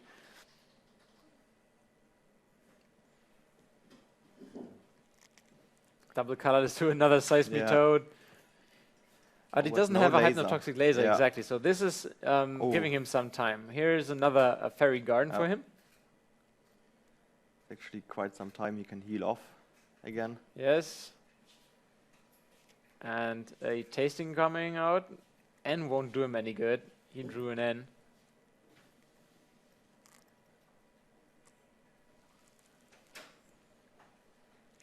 Yeah, if I'm Robert now, you don't have many choices now. Nathaniel is trying to slow down that Seismitoad. If it goes like this, he'll be able... Do you believe in an unexpected comeback, or do you think that game is decided? Well, I would love to be optimistic here for Nathaniel because I feel with him he's not been very lucky with drawing the right cards, but without that Lysander's Trump card, this is not looking too good. The Fairy deck is too heavily reliant on many Fairy energy cards, and he has only 2 left. Maybe his opponent plays one for him. But I don't think finals, so yeah. Even if those are young players, I think we can... There are no presents to be expected in the final. I don't think Robert is going to do him the favor. Instead, he's going to keep on quaking. Yep. Keep that item lock. Yeah, and Nathaniel, you just draw another item card. It's absolutely frustrating that God of War X is at... oh, it's getting worse. Now, Seismitoad is healing 30 damage every round, while Nathaniel is only able to heal off 20. And there another... goes the last energy. No, there's one more. There's one more on the bench. But it doesn't really matter. It's unbelievable. Robert's energy removal engine in this deck is just amazing. Yeah, and Nathaniel just noticed it. He just gave up, which is good in the sense that he realized there's nothing he can do anymore. Robert is not doing him the favor of playing Lysander's Trump card. And he's saving some time to come back in the next game. Yep, but we have plenty of time to finish 2 more games if needed. The time limit is extended in the top cut. Absolutely, these are the best players out there in their age division, so we should give them all the time they need to make their decisions to really figure out who is going to be the best player. And who is presenting Austria or Germany at the World Championship this year. Exactly. Also, I'm sure that their parents will be watching very closely, as the parents are also able to go to Boston. Nathaniel or Robert will have someone watching their step while they are trying to claim the world title, whoever qualifies. So that means the family is going on a little road trip, whoever wins this battle now. So the score is 1-0 in favor of Robert, as the 2 players are drawing 7 cards, and Nathaniel is not getting a break at all. He doesn't draw a basic Pokemon.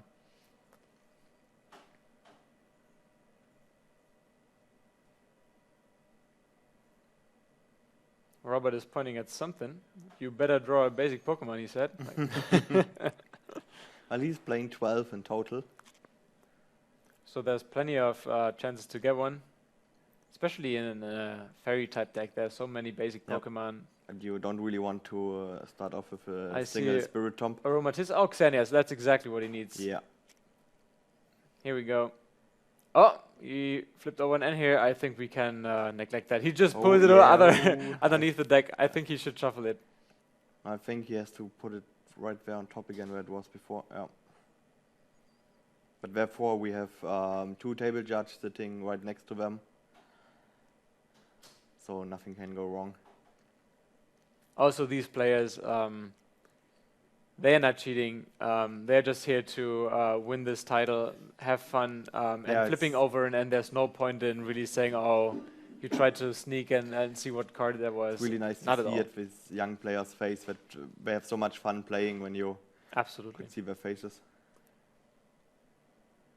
So there's one Swirlix underneath the Acrobike. There are a couple of Ultra Balls coming our way. Yeah, quite good start. for Looking Robert. good. There's another N I They can apply see there. poison first round. He's probably going to get another... Oh, I was thinking he was going for another Swirlix, but he decides to go with a Seismitoad, and I think it's going to be followed up with an N. Yeah, here we go. I think Nathaniel doesn't mind the N that much, because looking at his hand, it wasn't too good. He is looking for more basic Pokemon card at this point, and also a Fairy Energy to get the Geomancy going first turn. Yep.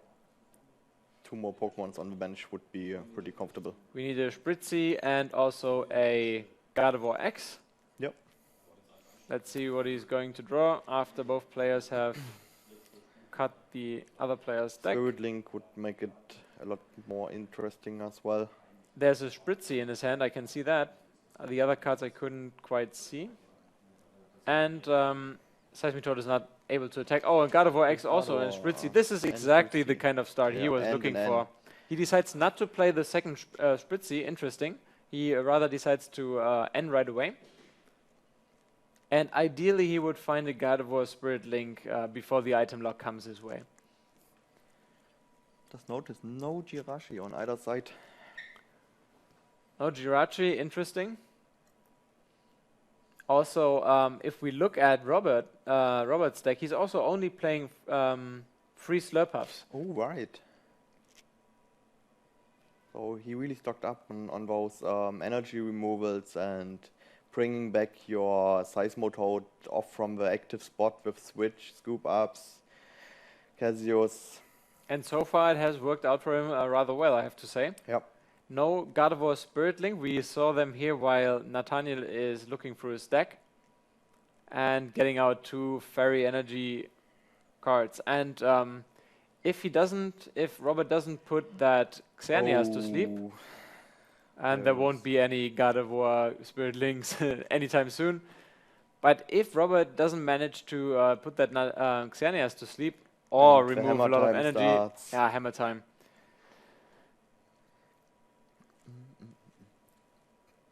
We might see another Geomancy. Oh, look at this. This is just so frustrating going up against that Seismitoad. Yep. Not only is it disabling your ability of playing any item cards, it's also taking away all your energy cards.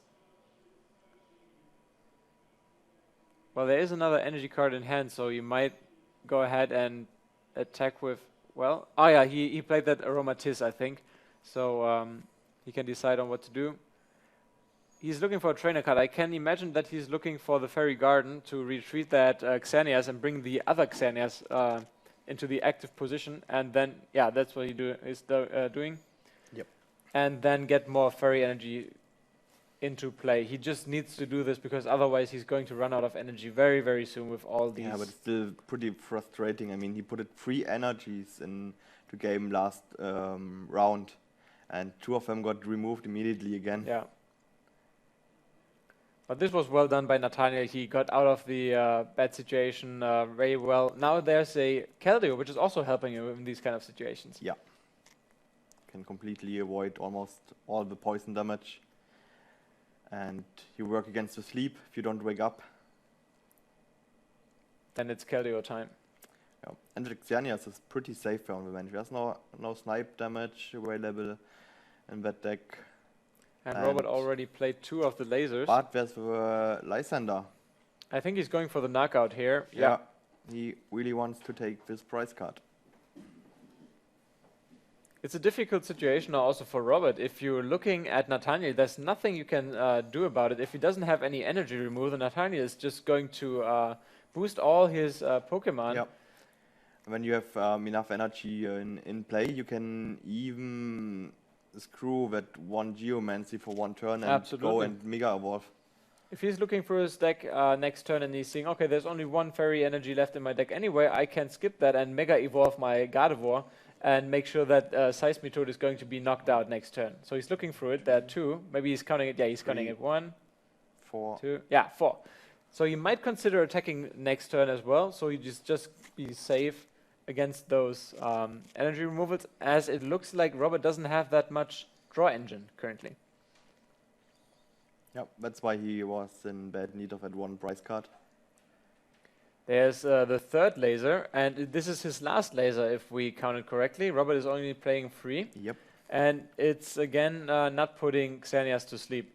Also, it's only doing 1 damage because next round Keldeo is going to come in and cure See that. how desperately he wants to draw. He used his switch just to draw 2 cards. Wow.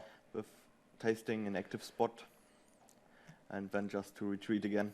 You know, this can make all the difference. We can see from his deck that he's only playing 3 Swirlix and 3 Slurpuffs, and you can see that already the draw engine is suffering a little bit from it. But of course you have to make trade-offs, right? If you want to play all these energy removals, you will have to make some decisions and take out other cards. But we've seen in all the other Seismotode decks that all of them I've seen today played only 1N. And Robert decided to go with 3N. Yes. So this is making up a little bit for the loss in draw engine. And he's flipping very well with those crushing hammers, I have to tell you. And another energy goes down. Nathaniel is like, yeah. Kind of forces him into another geomancy and hoping for no more hammers soon. Or grunts. I'm wondering if Nathaniel is learning from the last game where he really couldn't do anything about it because he couldn't find the Lysander's trump card. Maybe he is trying to get that Lysander trump card as soon as possible. But at the same time, when he's getting those energies back, Robert is getting back those energy removals. And his lasers. Now's the turn where Nathaniel decides to bring out his Gardevoir. That's interesting. He counted 3 lasers, said, okay, now it's safe for me to go. I'm going to attack, and he will need 4 fairy energy cards because of that Headringer. Yep. 6 in play total, dealing 100 damage to that Seismitoad. Let's see if Robert can some shining wind. Save it. There's the Burbank.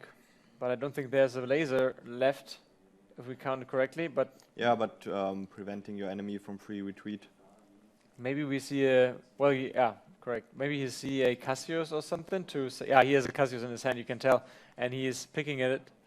Is he going for it?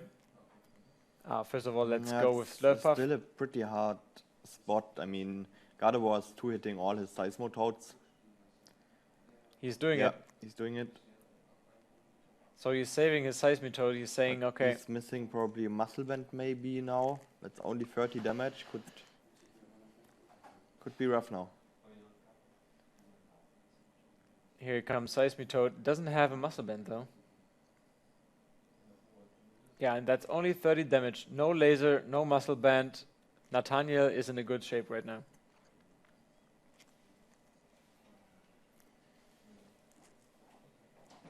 Yep, and there come 100 damage. Both players are currently content with the cards they have in hand. Robert is finally finding a Swirlix. See Professor Juniper. And here we go. Xerosic I saw. I think I also saw another Seismitoad. Yeah. And another Hammer. Xerosic is not Hammer time. actually that good in that matchup. I mean, you could maybe remove a Spirit Link. And that's pretty much it. Only special in Nathaniel's deck is that he's playing 1 double colorless energy. Instead of 12 fairy energies, it's 11 and 1 DC.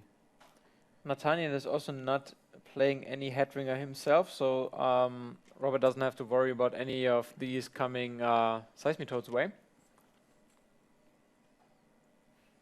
Now he's looking at Acrobike. Oh, he's actually not going for... Oh, there's another laser. We mal-counted, I think. And this time it's putting that Gardevoir to sleep. Let's see if there will be a Fairy Garden, or if he will sacrifice 2 energies to retreat the Keldeo, which probably will rush in. He's playing 4 Fairy Gardens, which with which I agree a lot. 4 or 3 is a very good number because it's so critical to the strategy. Oh, and he stays asleep. Now it's absolutely critical to... Oh, he's drawing a computer search. He would love to put that to work, but he's not able to. Now, does he want to... Well, he is making it active, but will he retreat? That will cost him 2 energies now. Yeah, and he knows that it's critical to keep them. I don't think he's going for it. I think he's going to wait another turn and let this Seismitoad do 30 damage. He doesn't really care about that damage, I think, currently. He could still attack with Keldeo and do 50 damage. He's thinking about it. Well, maybe he doesn't realize that he can actually do that. Did he already Ah, place there's a Lysander? Lysander. I like that play. Yeah. Oh, but he's not attacking. Oh, maybe he's too scared, but there will be not more than 80 damage, so why not Ah, healing 50? I think he was a little bit too nervous. He didn't realize his Keldeo was able to attack. Now, obviously, he's But that discarding the wouldn't energy. change anything. I mean, No, that would have the been only good thing there it would be is. to have no energy on Keldeo, there it is. so he couldn't remove it with Team Flare Grunt. And all he needed was that one turn where he is able to play those item cards, and now he's getting his computer search to work. He was aiming to get Robert in the spot where he doesn't have any double colorless energy, and he found it.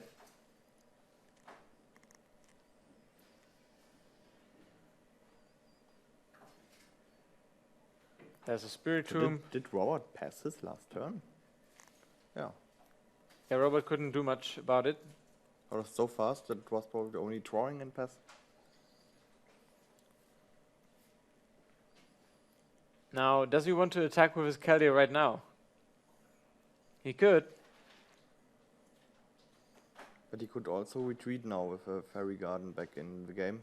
And he does. Yep. Oh, and he Xerneas. decides to get those 2 remaining fairy energy cards from his deck. Good decision, in my opinion. As long as that Swirlix is active, What seems only one left. there's only one left. What happened to the other? Maybe No. he drawed in the meantime. Oh, and that's a attached it or Cassius, so. so now Robert can act.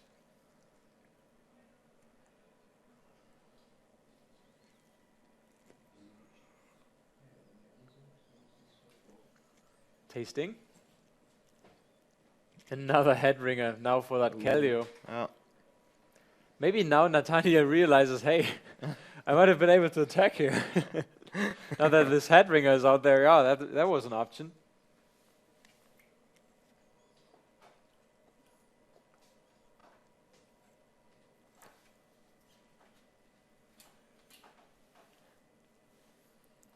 But now 2 turns after, it was not really a game-changing mistake by not attacking with Keldeo, since No. it's out of the way again with Swirlix, and he didn't attack twice, or couldn't attack twice on it. Also, most likely Nathaniel will have to knock out 3 Seismitoads to claim victory Yeah, over but Robert. that can go fast sometimes. It's a Mega Gardevoir into game, and then re-roll a bit. Now that this N is done, he's not getting those Mega Gardevoir X. I haven't seen one in this game. Yeah. He would be content in using it because he knows there's no point in attacking with Xerneas. Yeah, So not anymore. Getting that energy away from it, and yeah, he's going ahead now. He knows that the maximum damage he can take is 80, but this would Yeah. be exactly enough to take out that Gardevoir. He's Yeah. taking his chances right but now. he still needs the Verbank, he needs the laser, and he needs another energy. Exactly Because right. There's only the water energy on the. So Nathaniel Seismitoad. knows he has to take his chances in this game, and he does. There's another muscle band, and I see a double colors energy, so all he needs now is, well, not all he needs, he needs, yeah, Yeah, but I think it was the right decision to go in the aggressive spot here. I now like and that. Taking the 2 prizes as well. I like that play a lot. I'm not really sure what he's thinking exactly. He should play that double colorless here. Tasting. Another double Another. colorless. Doesn't need it really. I hope he is keeping it. Well, he can't attach it anyway this turn. Oh, I see a. Was that a Mewtwo X in Nathaniel's Yeah, hand? he got That it is- from his prize cards, I think. Now that is quite an option here, which might come to Robert's surprise, because has he seen that Mewtwo X in the last game? I'm not sure. Have we seen it? Might have been on the bench. Yeah, I think that was the situation where we thanked for the hand over the Mewtwo for spending Oh, some yeah. shadow. Now here comes the Seismitoad, but it's only dealing 50 damage. No lasers, no Verbank. Nathaniel Right. did the right play last turn. Yeah, here come. So we are looking at 140 damage. Here's this Mewtwo. And how much damage can he do? There are 4, there are 5, there are 6 energy cards. 6 plus 2 from Branawat, so from Seismito, these are 8. And it's not enough. That's Yeah. Seismito would be barely But hanging maybe on. he's drawing into his double colorless. Oh, does he have a double colorless in it? Oh, indeed. Yeah, he got one in That would be... with 12 fairy energy. I haven't seen it when he was shuffling through his deck. It might be priced, but let's see if he's able to pull it off. Nah. Not getting it. Nope. Only Oh, he 4 would have cards. loved to get that quick KO on that Yeah. Seismitoad, I guess. Out of nowhere. Both revenge Mewtwo's today. Exactly. Now he has a decision to make. Is he attacking with that Gardevoir with 4 energy attached to it, risking losing it, or is he going to attack with Mewtwo? Yeah, I would do the same. And now you can basically decide how much energy do I want to invest. There's no way that Robert can... Yeah, for my first attack, I would actually go all in with my energies, and then for the second attack, yeah. remove as many as don't need it to get the knockout. Well, he puts 3.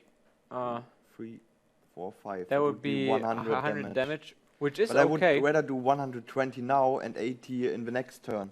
Yeah, Or there's 50. no way that Robert is able to either knock out that Aromatisse on the bench, which would make those energies stay with Mewtwo, or knock out that Mewtwo. Both ways are not possible looking at this match. Or if Robert is playing a Mewtwo X, maybe Nathaniel was afraid of a Mewtwo X in Robert's deck. But we see a Scuba Cyclone here. He doesn't know that we know there is no Mewtwo X, right? So Nathaniel is actually thinking about all the different possibilities But here. it's something you have to be aware of. It's a pretty common tech in a Seismitoad deck. So yeah, absolutely. Now that I think about it, it's a good play that he is still keeping some of his energy. It's exactly 3 energy.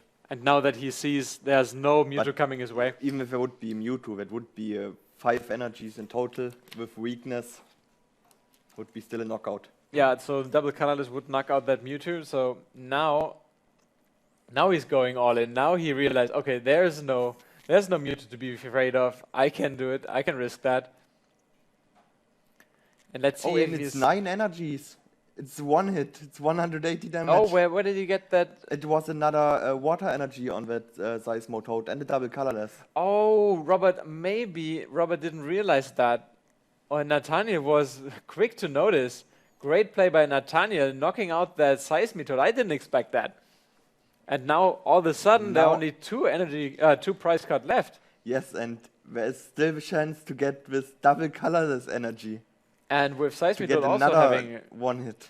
And I see a Xerosic in Nathaniel's hand. With him having discarded all those double colors energy, he can get rid of the one from Seismitoad. Maybe it's the last one. I haven't counted it.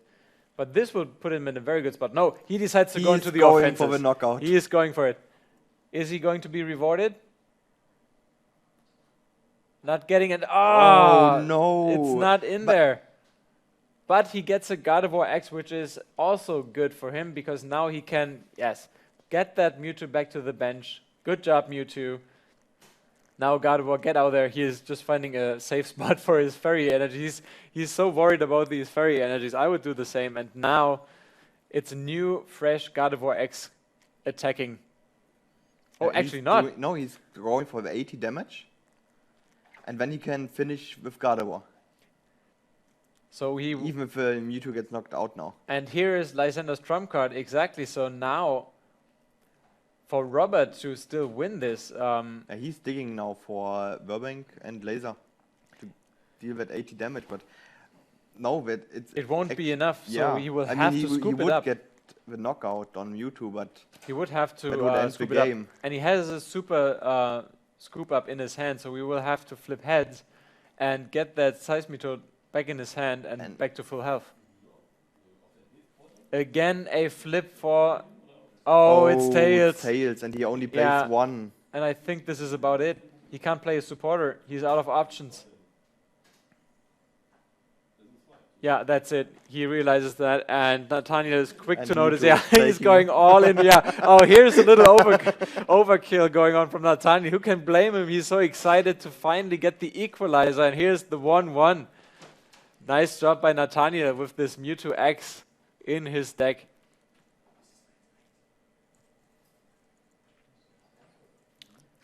Oh, I like this game a lot. This was... I love the finals when we actually get to see 3 games.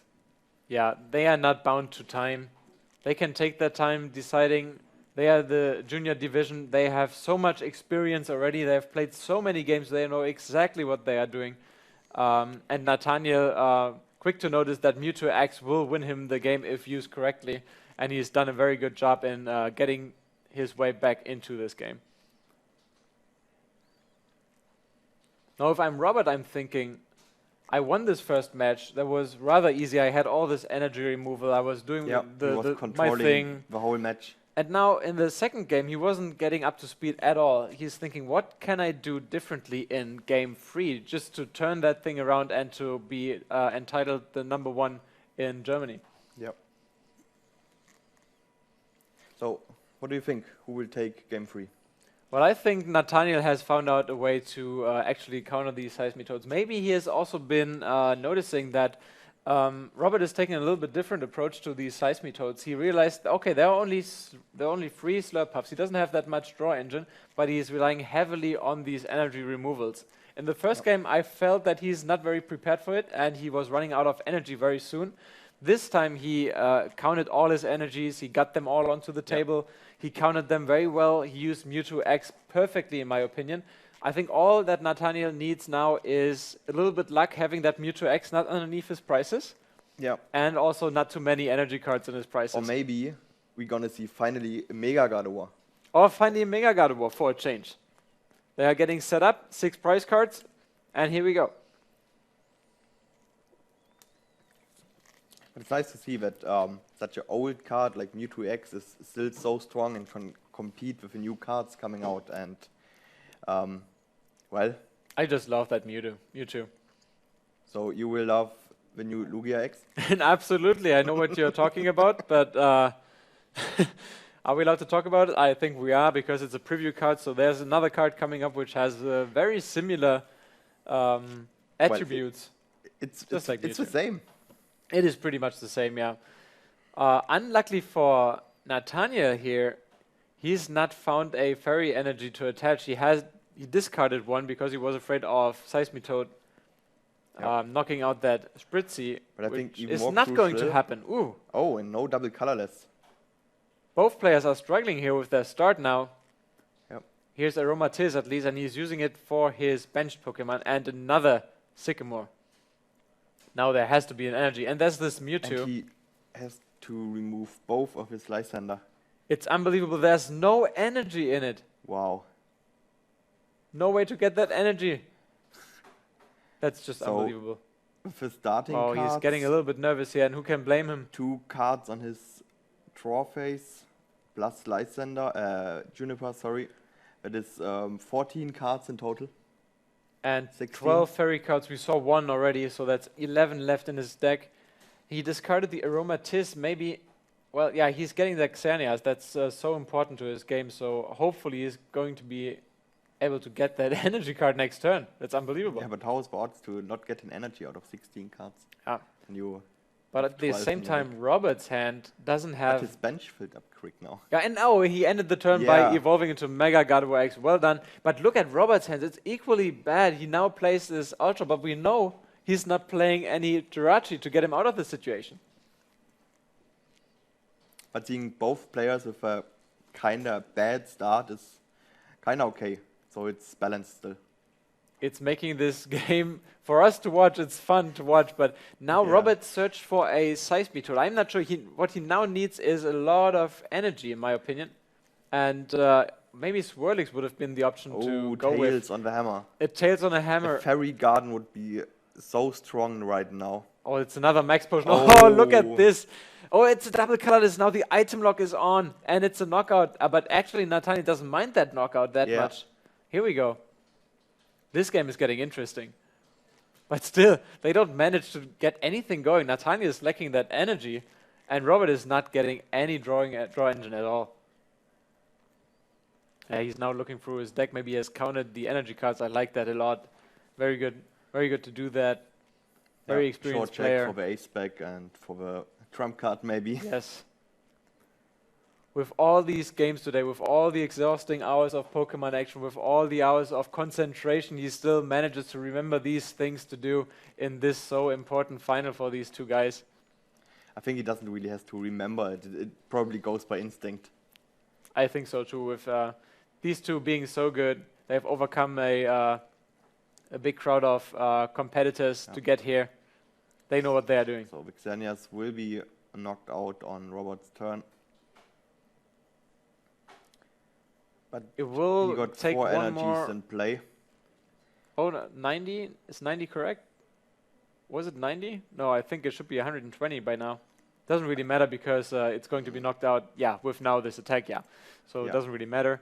But Robert still doesn't manage to get anything in terms of draw engine. It's 3 energies on the Seismotoad and 7 in total. 140 damage from Mewtwo. He's certainly setting himself up for a knockout next round. But Gardevoir neither of these players have a supporter. That's just, he's going for 100 Super damage. Cyclone. He can save it for now. He has 2 options. Either he's flipping or he is going the safe route. Fast last game. Interesting. He is using the ace-back card right now and not the flippy option. Oh, imagine a Spirit Tomb. From In that case, he would have to rely on the 50-50 chance. And now he got rid of 1 energy card. That was a smart move now. Now that Seismitoad is not only healthier, but also lighter of 1 energy. Nathaniel just keep on attacking. Hitting hard. And finally there's an end. Maybe there will be some relief for all of us now. Yeah, but it's only 4 cards he's drawing then. He's drawing 4 cards. Oh, Nathaniel couldn't be quicker putting his cards on top of this deck. He just couldn't wait for that end to happen. Give me energies. Finally, something's happening around here. But Robert needs to get those Swirlix out there ASAP.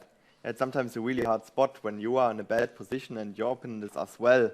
Do you play this N? Exactly. Do you keep it back? Who does it help more? Oh, now he has that Headringer, but is it really useful? What do you attach Headringer to? Do you attach it to Gardevoir X or Mega Gardevoir? Doesn't really matter. I mean, it's already Mega Evolved and he got enough energies in play even to supply it with a Headringer. Here we go. Finally, that's 1 energy only, right? His hand is still bad. I think there's still no supporter in it. Yeah, but it's risky now to lose 3 energies if he hits the laser and the Burbank. Yeah, now Mewtwo is in a... I think we see Juniper. Oh, wasn't that a Swirlix he discarded? Yeah, I think so as well. Hope they don't get too nervous now. That's an interest. What I'm thinking, is there maybe something why he wouldn't be willing to do that? Oh, another double colorless. This is dangerous. Does he have a laser? Oh, there's a laser. There are even 2 laser. Oh, Mewtwo is going to be knocked out. So he's losing 3 energies. Does he have even hammers maybe? And as we know that Mega Gardevoir has this Headringer, now the Headringer is extremely important because it's not going to be able to attack. Now, he will have to... The only thing that could attack is the normal Gardevoir. Yeah, he has to put this in the active spot. I think, think about it. He has that Keldeo, so he can always change his mind if he wants. But there's no Fairy Garden. There's no Fairy Garden indeed. Now, what is he going to do? Oh, there's a Xerosic. Ooh. But that means no more draw engine. He's... does he... now he realizes. Oh, he got nervous a little bit there. Now he realizes what he has done. Yeah. Oh, and he has to pass. You have to keep in mind, this is the finals, right? You are sitting there in a featured match environment. I think they're extremely nervous now. I mean, All they're eyes 10 on years you. old. All eyes on you. Everyone's watching you, and you're trying to become... And not even the people on stream, also the people in the hall that made almost a little crowd around the TVs we have up. So for everyone watching, it's very easy for us to judge on certain plays here. But if you sit in this featured match, maybe you've sit in this match environment already, you know the pressure is on, all eyes on you, and try to make the right decision every single time. There's so many decisions involved in Pokemon throughout just one game. It's tough to always make the right ones. Oh, and Robert had to pass. Oh, so he's free. He can play items, and he has items, and he realizes that. And now he comes to the Ultra Ball. he removing 2 Gardevoirs? Oh no, one is the Miga. Another Xerneas. How many fairy energy cards are left in that deck? Because there's still Think a there lot are- of crushing hammers up. I think there are still 4 or 5. Oh, Max Potion. Oh, he can use that right But now. it's not that much damage to heal. But it's There's Spirit only Link. 30 damage, you're right. Is he going to use it, or what's he going to do? He has 4 energy in play, so that Gardevoir could possibly attack. Does he realize he doesn't have that Fairy Garden in play? Oh, he passes. Maybe he wants to save for the one-hit knockout on the... I think there's Professor Juniper coming out. But I wonder if Robert is just really unlucky in getting out of Slurpuffs, or if really a free line of Slurpuff makes such a big difference to 4-4 line. You almost never see a lot of Slurpuffs. Yeah, he discarded one when he was using that Juniper 2 or 3 turns ago.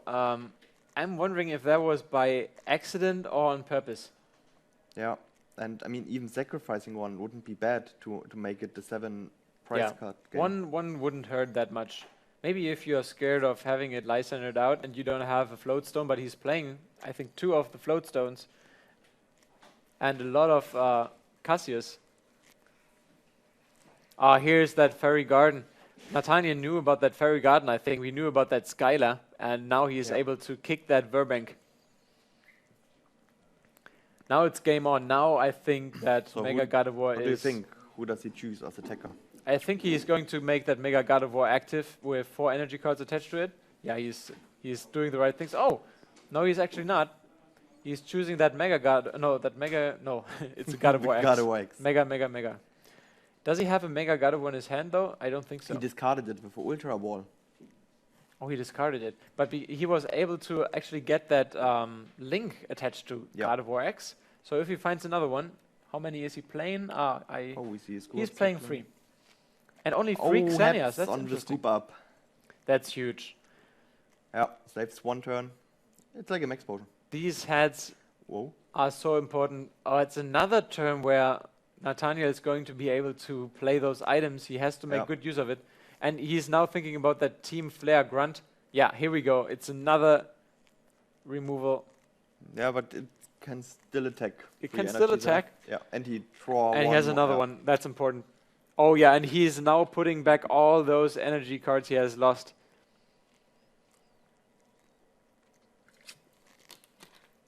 What an intense match. Yeah. I like that match a lot. And I thought it would be a quick match after that start, but now again. We can see that this matchup, Fairy against Seismitoad, is a very close call. I like the chances of the Fairy deck. If it's going the right way, then there's not really much that Seismitoad can do, but you can see here Robert is putting up a very good fight. But I think the normal Xerneas is definitely the MVP in this match. I mean, Yeah. he provides all the energies. Absolutely. And for Seismitoad to deal so much damage for the Xerneas, it's not able where's to. the Mega Gardevoir? And we have 4 energy in play, so that means 120. No, it's okay. It's a new one. He only needs 3 to attack. Exactly. Yeah. And that's 120 damage. Let's see if there's another way for Robert to retreat that Seismitoad to... Yeah, there's Cassius. He's putting that Cassius, but does he have double colors or anything to get back a a Seismitoad, I'm sorry, that's a German name, to full health and to attack? But even if not, it still It's a saves him switch. another turn. That's a good decision. He's now putting up a Juniper, I think. Yeah, that's a good decision. He realizes that if he's wasting his supporter on Cassius, there's no way that he can retrieve a energy card very soon, and hence he is choosing to retreat it and maybe put it back into his deck next turn. It looks like he didn't draw the energy.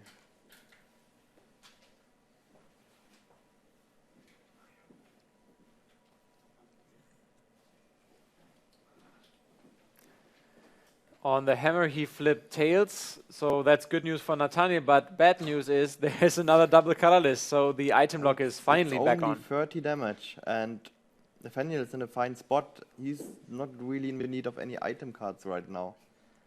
He can attack. There's no need for urgent max potion. And he swings in for 90 damage. 90 damage is the magic number in this case. It still Yep. makes Robert want to retreat it, but this time he's going on the offensive side. Robert only has 2 prize cards left, so if he's somehow able to put on the pressure and do enough damage with lasers on that Mega Gardevoir, maybe another Lysandre might do the trick in the next 2 or 3 rounds. Another hammer, and this time it's heads. The pressure's on. Not enough energies in play anymore to attack. Does Nathaniel have supporters to draw cards? He has a lot of energy cards in his deck. Finally, a Slurpuff makes an appearance now. Yeah. Where has Slurpuff appeared? There's another Team Flare grunt in Robert's hand. I saw that. Oh, N, yeah. And he's quick to play that N. He was looking for support and he got it. And he's putting Robert down to 2 cards. Yeah. And now... Actually now... Where are the Slurpuffs, right? This is where the Slurpuffs should put in some work. Now he has 1, which is good. But 2 or 3 would be better.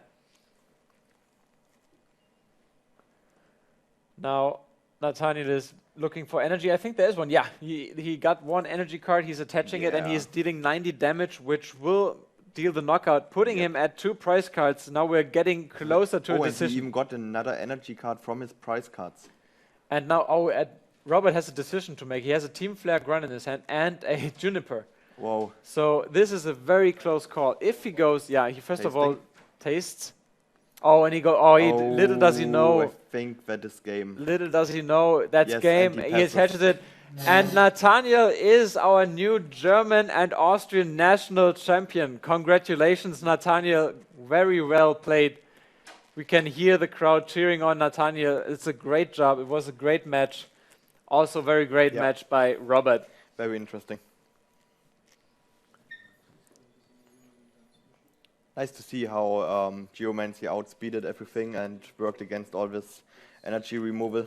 I was talking to a couple of players who you would consider as a pro here in Germany, and a lot of them told me that the Fairy deck would be the one to watch out for today. We saw a lot of pros using that Fairy deck, and because of that, a lot of players also using the Metal deck, which we didn't see in the featured match. Now, I'm very happy to see that we have a Fairy deck also putting up a winner here in the juniors division. Yep. And I think there are really many people out there who are actually quite happy that Seismitoad didn't got the victory. I agree. Seismitoad is a very interesting deck. I mean, if you play it yourself, it is unbelievably much fun because you see that opponent get frustrated by every move. Yeah. On the other side, just play against one and you realize, oh man, maybe this card should never have been printed. Yeah, you're sitting on 20 cards in your hand with 16 item cards and... They're no good, right? You could place them somewhere so that nothing is blown away by the wind, but that's all those items are worth at that time, as long as the item log is on there. And you saw at some point when Nathaniel was into a item log, he couldn't put his cards onto the deck when Robert was finally playing 1N to give him a new hand. Yes. We have a little announcement for you tomorrow. There's a little change in program. Tomorrow we announced that there would be the Masters division for the trading card game in for Austria, as we are now dividing Austria and Germany for the top cards. Instead, we'll be showing the VGC top 16. I know you guys in the chat will be loving to hear that. So we'll be broadcasting the VGC's top 16. Exactly. And here we go. Talking about VGC, let's hop right into this match. We can see Mark and Nicola facing each other with a... I'm being pointed at something. Luca and Daniel. Oh, Daniel and Luca, I'm sorry, I was looking at the wrong name. So we see Daniel at the top of your screen with Whimsicott and also Ordino. And on the other side, look at these nice colors. Look at these nice colors. Also, Gengar is making an appearance. Hi guys, this is Sabi again. And we're just ready to the action in round number 1. No attacks have been made so far, so we are just in time. I hope you guys enjoy some more VGC action tonight. So, let me introduce the players. We see Luca Bradling Pause. He competed in Worlds several times. He is playing the Scrafty Gengar lead versus Daniel, who is playing a really cool team. I guess everybody knows from Battlespot It features the Audino, it features a Slowbro, a Staraptor, a Whimsicott, a Kangaskhan, and a Chandelure. And this is a pretty set up lasty team because he tries to get a Pokemon to +6 evasion, and so that Luca can't hit him with any moves anymore.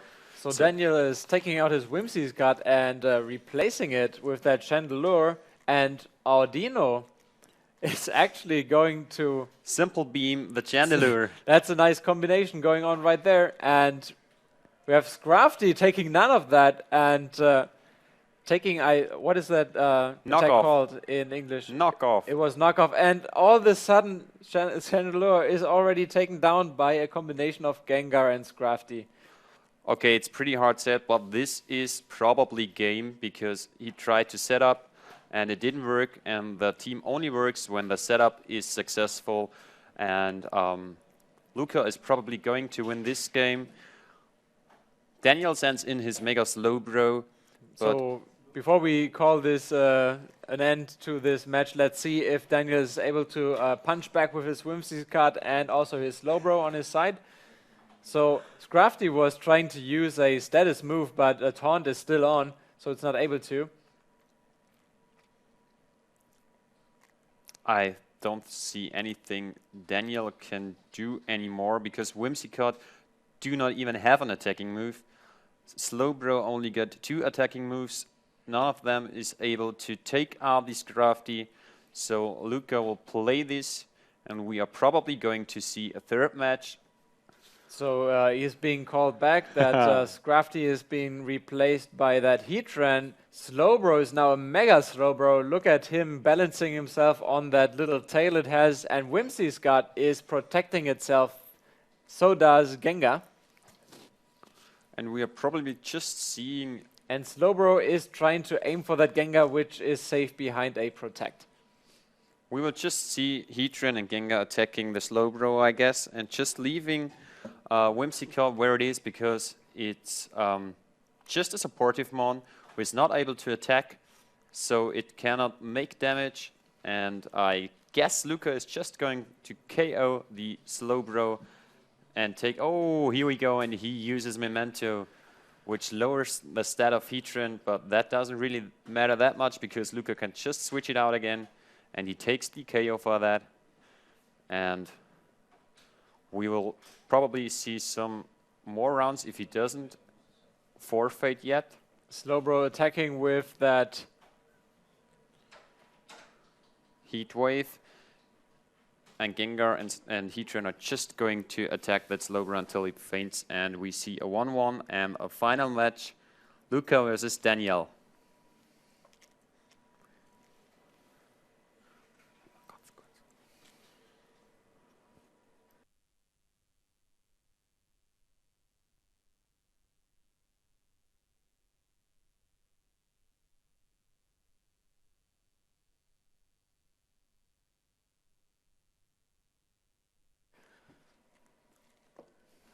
The last gold we see from Mega Slowbro probably, because next round it would just faint to the attacks of Gengar plus Scrafty. Nice color from Scrafty. We see green pants instead of yellow pants. And the last Sludge Bomb takes it out. 1-1 for nobody actually, because it's drawn right now. Luca versus Daniel is going into a third match. Now in a best of 3 with a team that is highly reliant on a combination, is it a disadvantage for you to be in a best of 3 environment where your opponent has the chance to get to know your strategy in round number 1? Definitely, definitely. And Daniel is playing a pretty common team. Almost, I guess every player in Top Cut knows how this team works. And you can time stall this sort of team, so you can try to time stall it 3 times, which Luca didn't do actually. I didn't see the first match, sadly, but Luca lost, so he probably went for the setup and got it. And now I guess Luca got a way to work around that core and to avoid that setup, and it's a big disadvantage, yes. In a best of 3 format, once you show how your team works, even if your opponent doesn't know it, then it's a big disadvantage, as you mentioned. So how do you bounce back now if you're Daniel and you realize Luca has unfolded your secret? If I'd be Danny, I'd probably pick that Mega Kangaskhan, try to go offensive route with the Staraptor as well, and try to boost his Chandelure, because Chandelure got exit armor and minimized. Try to boost alongside a potential fake out from Kangaskhan. Try to boost your evasion with minimize or exit armor, depends on the lead matchups, and work from there. His Slowbro can use Psych Up to get the same boosts as the Chandelure got, and the Audino can support both, but I guess I'd pick Mega Kangaskhan, Chandelure, Staraptor, and Slowbro. So let's see what Daniel is doing. He has 5 more seconds to make a decision, and here we go into the final round of this best-of-3 matchup. Let's have a look.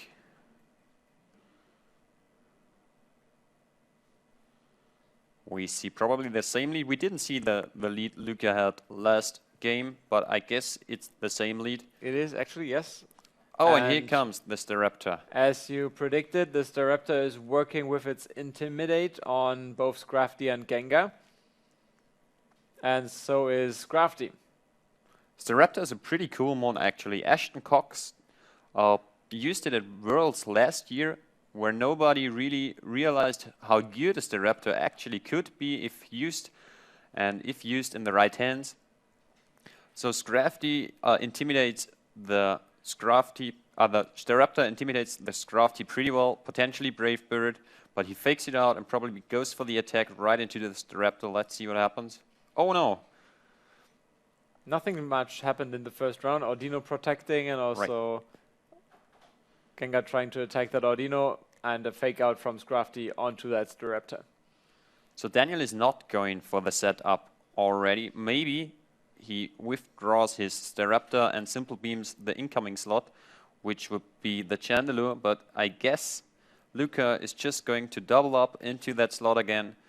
I don't know if he had information about the Staraptor, which item it is carrying, but I guess he already knows it. We unluckily didn't see the first match. But I bet he's going to double up into that Staraptor slot, and Audino is going to simple beam that slot. So Gengar is coming back to Luca's Pokeball and is replaced by Landorus, which is also working its Intimidate on Audino and Staraptor. He tries to avoid a potential Brave Bird KO on his Scrafty. But also Scrafty is coming back, so a double switch from Luca here, bringing out his Rotom. It's a Rotom Wash, and it's a nice color. Oh, it's a red Rotom Wash. Reminds me of Rotom Heat.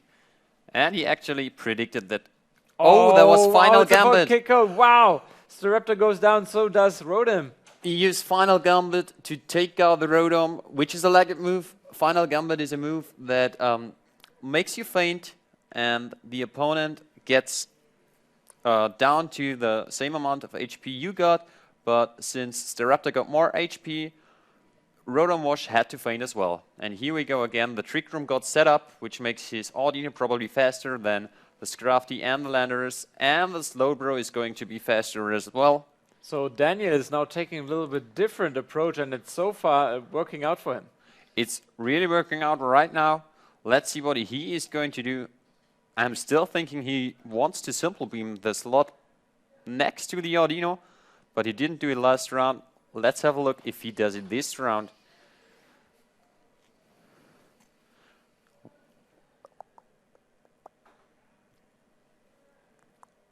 As far as I can see, Scrafty has a pretty good matchup against the team.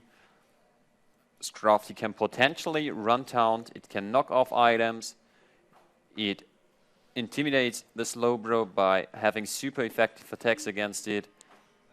It intimidates the Audino by having super effective attacks against it. It's actually not that... Oh, and Slowbro goes back. It's being replaced by Chandelure, and maybe the combo is coming out again. No, not this time. Audino is protecting itself. And Scrafty is going for the taunt. Onto Chandelure and the U-turn. And Landorus is coming back with the U-turn. And we hear the crowd applauding outside because they think Luca already won with that one very, very, very impressive move by taunting the incoming Chandelier slot. Chandelier now can't boost, neither can Audino. Mega Slowbro can't psych up any potential boosts. Let's have a look how Daniel may try to come back in this battle, but in my eyes, Luca has a big, big, big advantage right now.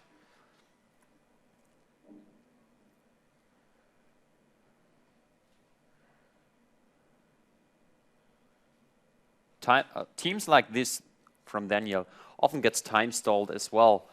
So you try to take out one Pokemon and then you just let go down the timer, because these types of teams are very passive until they did their setup and they try to attack pretty at the end of the battle.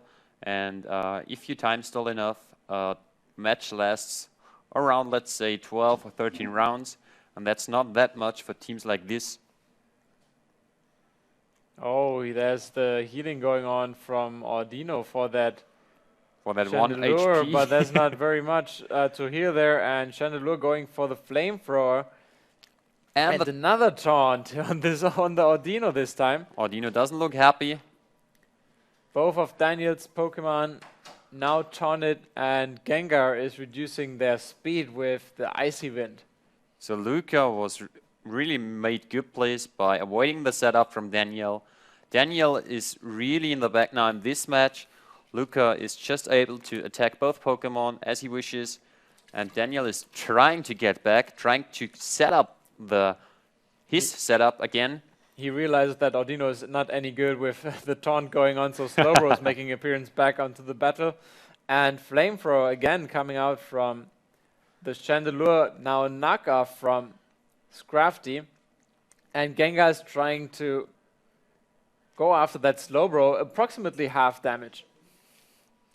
He probably wants to poison that Slowbro, which is always a good deal for defensive Pokemon.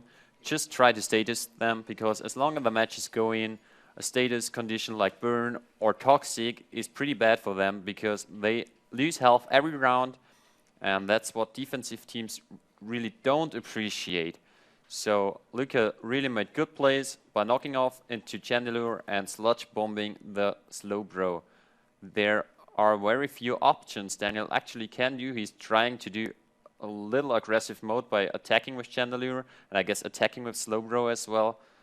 Doubling up into one possibly. Now the score from the Mega Slowbro is still not enough to knock out Oh, that and he Scrafty. tries the setup! He tries it! Now that the taunt is gone, Chandelure can now use that minimize. And there's, I think it was a knockoff going on. Oh, the Chandelure already avoided the first attack, so the minimize worked out perfectly for it. Minimize is a pretty risky attack to use, because it may work, but it may work not. And you waste a turn if it doesn't work. And wasting turns in Pokemon is often crucial in high-level tournament play, because you do not have the time to waste turns against good opponents. And if you do so, they will make advance. It's evading another attack now, but this time Scrafty is taking out the Chandelure in a second attempt. Now it's for Slowbro to do. Slack off. Ah, and here it comes. It's recovering half of its health. Well, Slowbro is still kind of passive. It's pretty hard for that Slowbro and that Audino to take out the Scrafty and the Gengar.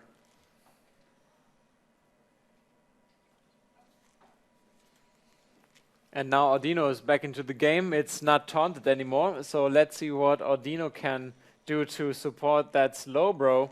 First of all, it's taking care of itself by protecting. He probably wants to shake off the taunt coming from Scrafty. And Gengar is still aiming for that Slowbro. And yeah, this is exactly what Daniel thought. There was a taunt coming from Scrafty, but Audino is protected, and Slowbro took care of the last remaining HP that Scrafty had. And now Luca is only up 3-2. He sends in his Landorus. We've seen several Landoruses on the screen already. mostly with rock slide flinches. Here we got the nice sprites of Landers and Gengar. And I bet Luca is trying to double up into that Slowbro to take it out. So the last 4 Pokemon are on display right now.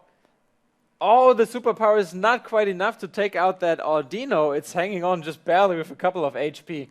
And Sludge Bomb will take care of it though. So Audino goes down. It's only Slowbro now on Daniel's side.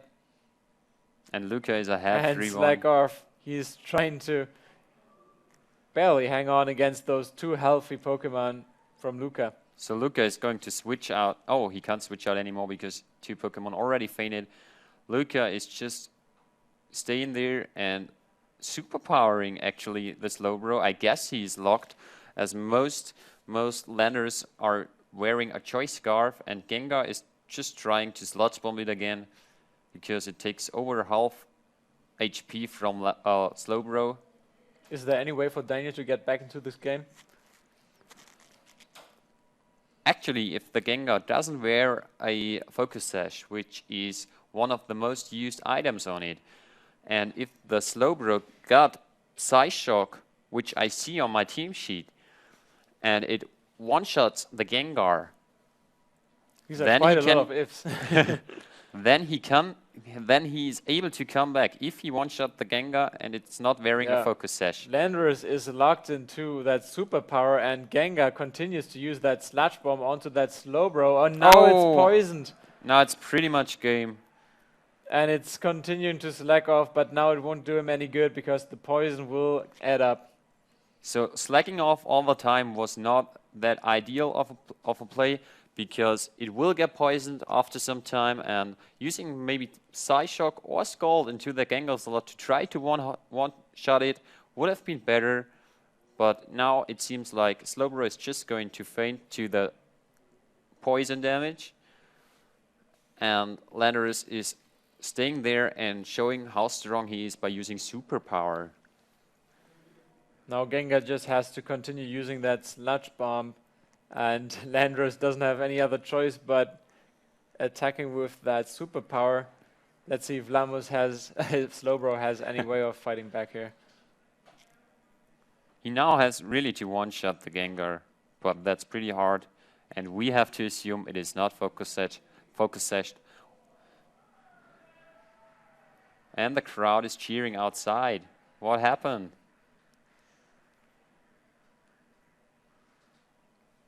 So another Superpower, and here we go. Sludge Bomb. Is it going to be enough? No, it's not quite. Enough after and we poison. Woo! And it's not enough to deal the knockout to Landorus. The Skull is not enough, but the poison will bring down the Slowbro. So Luca is going to advance, coming back from a 0-1, and now winning against Daniel 2-1. Was a pretty good game actually. I like both players' team. Luca is using a pretty standard team. We've seen this team already on the stream. Like Michael Richard used exactly the same 6 months. It seems like these 6 months are pretty common in this tournament. I knew this team before. It's pretty standard. It's pretty safe to bring to this tournament, as we can see, as Luca top-cutted with it. The team Daniel used was more like an all-in team. It can work if you have a good day. You can get a national champion. If you do not have a good day and your minimize doesn't work out with the evasion, then you would just bobble out of top cut. But he actually made top cut, which showed that this kind of teams can work actually at big events. And I'm really looking forward to cool teams see here on the screen. And I guess we just have to wait some minutes until the next Top Cup match is set up to be streamed, and we will be right back in a couple of minutes. Stay tuned, guys.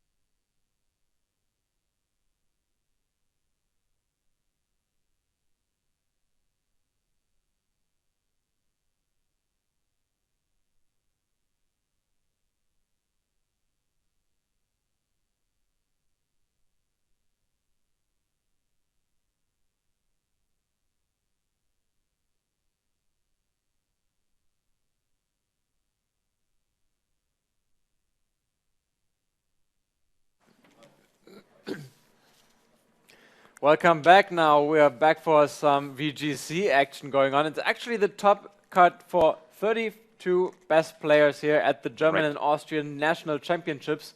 But before we go into the action, I have one more announcement to make for all the trading card game players and fans out there. The TCG senior finals will not be played. The reason for this is one of the players is already qualified for the World Cup and he's going to Boston.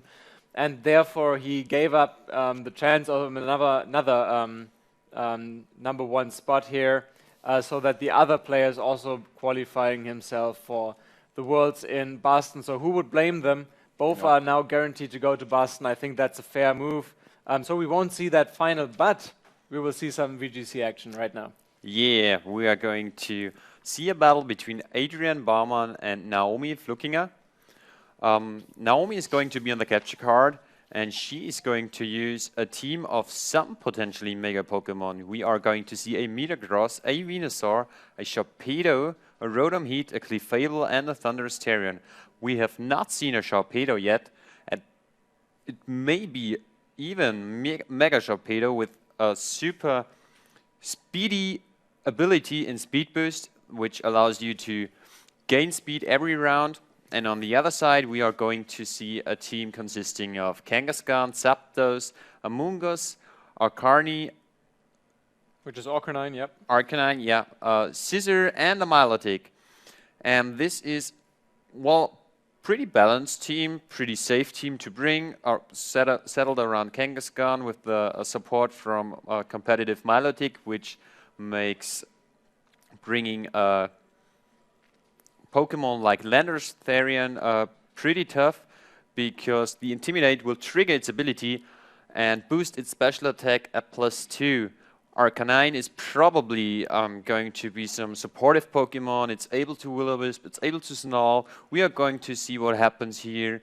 And on the other side, Metagross, Venusaur, Clefable, Rotom Heat, Thunderous Therian, and Sharpedo seems like a pretty balanced team as well, with a super bulky Venusaur, probably Mega because there is no Sun in this team. Metagross, which can be Mega, but I've never ever seen 3 Mega Pokemon on one team. So maybe Metagross or Sharpedo is probably the Mega.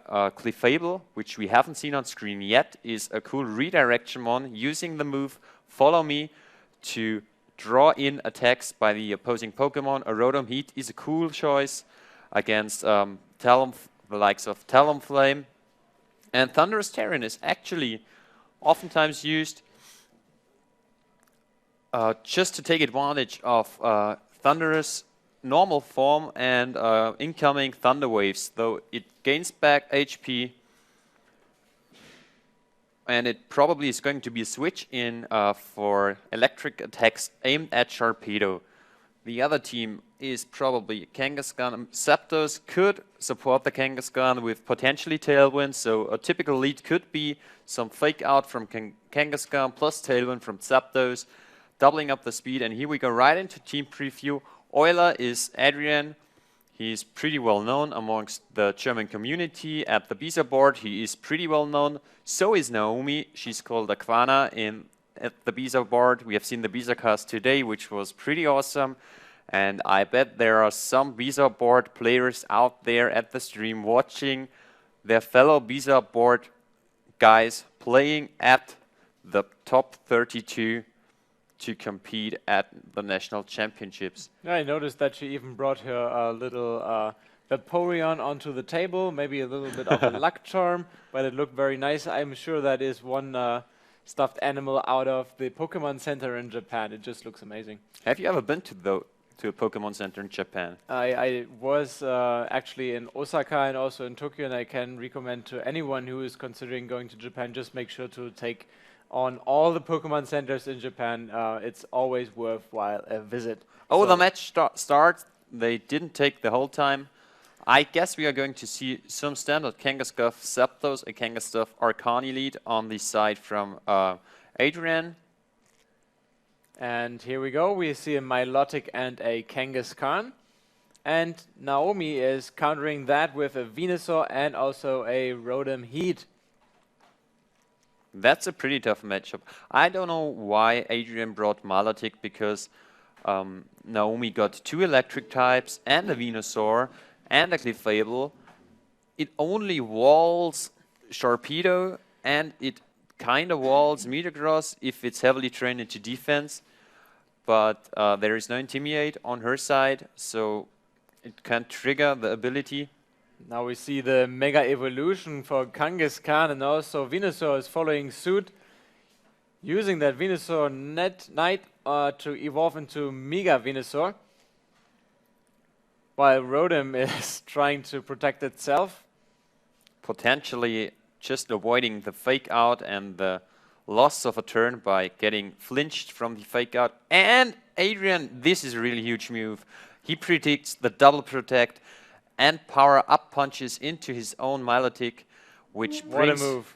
Really great move, which brings his Kangaskhan onto +2 attack. Fantastic read. And he's now able to, I guess, he's able to one-shot both Pokemon. Depends on the splits, that depends on how they are trained, but let's have a look. And now the matchup is heavily favored for Adrian. Now is this already the answer on the question why he did bring the Milotic? Well, they could have done the same play also with, like, let's say, Zapdos or Arcani if Naomi wants to avoid it. It's a pretty cool move. Good players oftentimes predict that double protect and power up punch into their own Pokemon to get to +2 attack, and that oftentimes seals the deal early on. And we are going to see probably some Steel type fishing. Yeah, here it goes. Metagross tries to take the return. I don't know if this was a good play or if there could have been some better play, because I guess there's it will... the return going out for the Rotom. He doesn't even need to go into the second attack. Rotom is going down immediately. The baby and Milotic using the Scald right onto that Metagross. See if he's getting the burn. Oh, it's another burn on that Metagross. And now Adrian is in a commanding position to win this first game. Oh yeah, what a position. It's really hard for Naomi to come back. She got a Mega Venusaur on the back, which is pretty bulky. I guess it is heavily trained into defense, but let's have a look how it will stand the attacks of Kangaskhan and Milotic. Metagross is burned. Metagrosses are mostly physically based and trained into physical attack. So the burn hurts a lot since it cuts your attack stat by half. And it can't touch the Milotic. It almost has to attack the Kangaskhan. But that spot is hard to recover from for Naomi. Now Kangaskhan is going for the Sucker Punch, predicting an attack from Metagross, and it's going to KO it. Now that's a tough break for Naomi. How is she going to recover from that? Metagross goes down now. Oh, the a Leaf Storm. We see a Leaf Storm probably one-shotting. Yes, Milotic goes down and Naomi is getting her first shot, and Adrian using this critical hit to bring down that Milotic. Now she got a Venusaur at -2 special attack.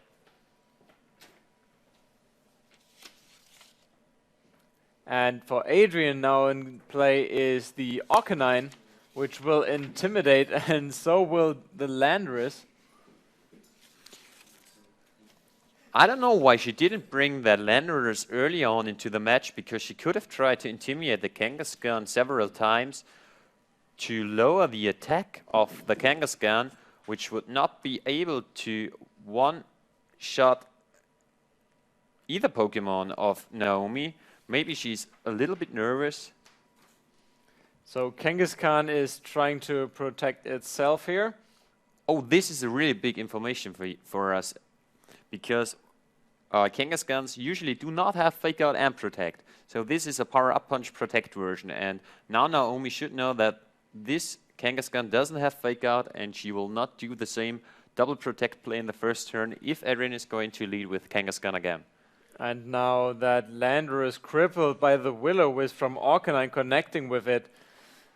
And Naomi is just in a very, very tough situation right here.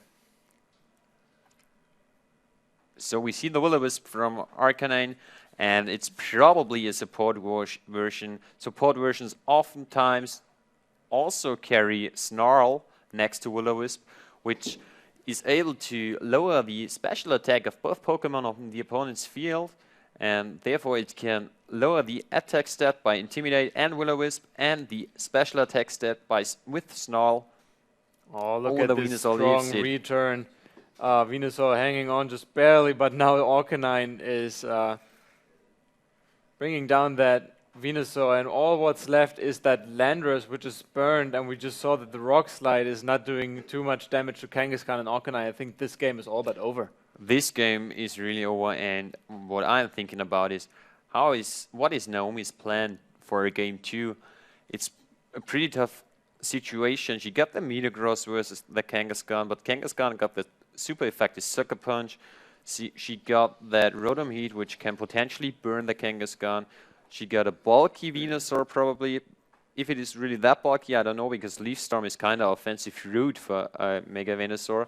She got that redirection in Clefable. Maybe she's going to try to take advantage out of that redirection, and maybe we are going to see some tricks from Sharpedo as well. I've never seen a Sharpedo on the screen yet. Either way, doesn't matter how the next game will end. Just for your information, don't go anywhere once this match ended, because right after this match, we will have the VGC Seniors final coming up. So the best players from the Seniors division will battle it out after the top 32 are finished. Just stay seated as we do. Better fetch something to drink, maybe some popcorn, and watch the show going on. I'm really looking forward. I guess we will see a second Kangaskhan lead, probably with Amoonguss or something, redirection, so that Naomi can't just superpower the Kangaskhan. Or maybe just the same leads. If you win the first best of 3 game pretty decently, like Adrian did, there is almost no reason that he should change his lead. They worked out, but the trick with the self-power up punch should not work again if Naomi is thinking the same way. Again, Naomi and Adrian were quick to choose their Pokemon, and this time it's Arcanine and Milotic going at it, and obviously a change in strategy. Now we have Sharpedo and also Clefable active for Naomi, and the Intimidate working from Arcanine, obviously. I'm really looking forward to see that Sharpedo in action, and I'm really wondering why Adrian is still bringing the Milotic. Maybe he's a little addicted to Milotic, but there is... Oh, I just realized I got on the team sheet a Thunderous Tarion, and talked about Thunderous Tarion, and actually we just saw Landorus Tarion. Sorry, my fault on that side. She is using a Landorus Tarion and not a Thunderous Tarion. Arcanine, threatened by that Sharpedo, is going back into its Pokeball and is replaced by that Amoonguss. And Sharpedo is also afraid of an attack coming its way, so it's going to protect itself. But an icy wind from Milotic, at least connecting with that Clefable, lowering its speed.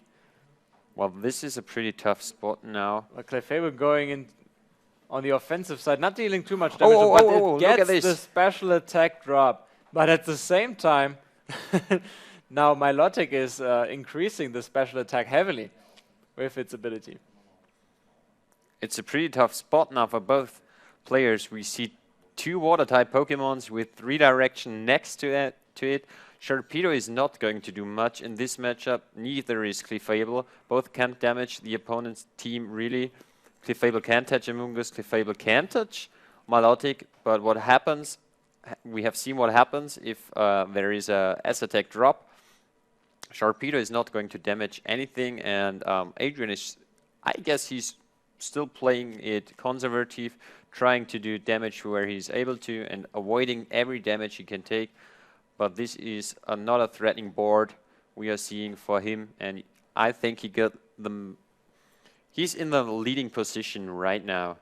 And now finally Sharpedo revealing its real power, Mega Evolving right now.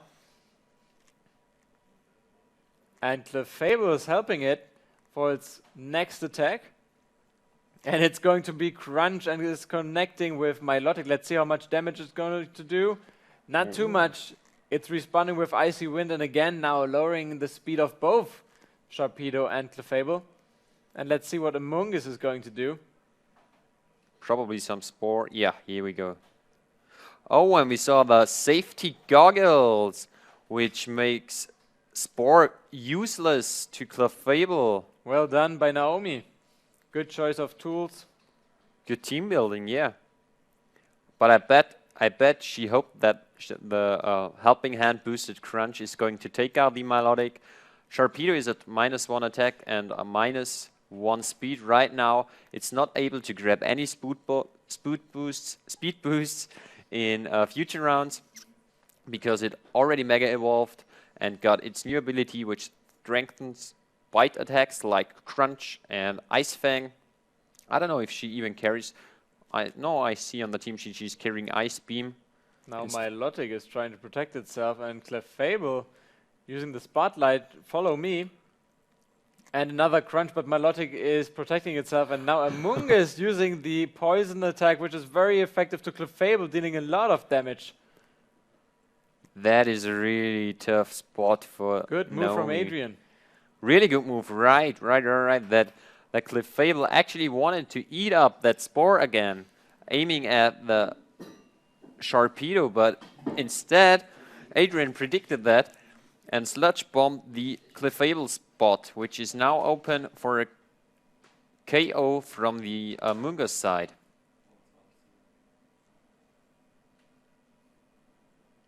I'm really looking forward how Naomi is trying to recover from this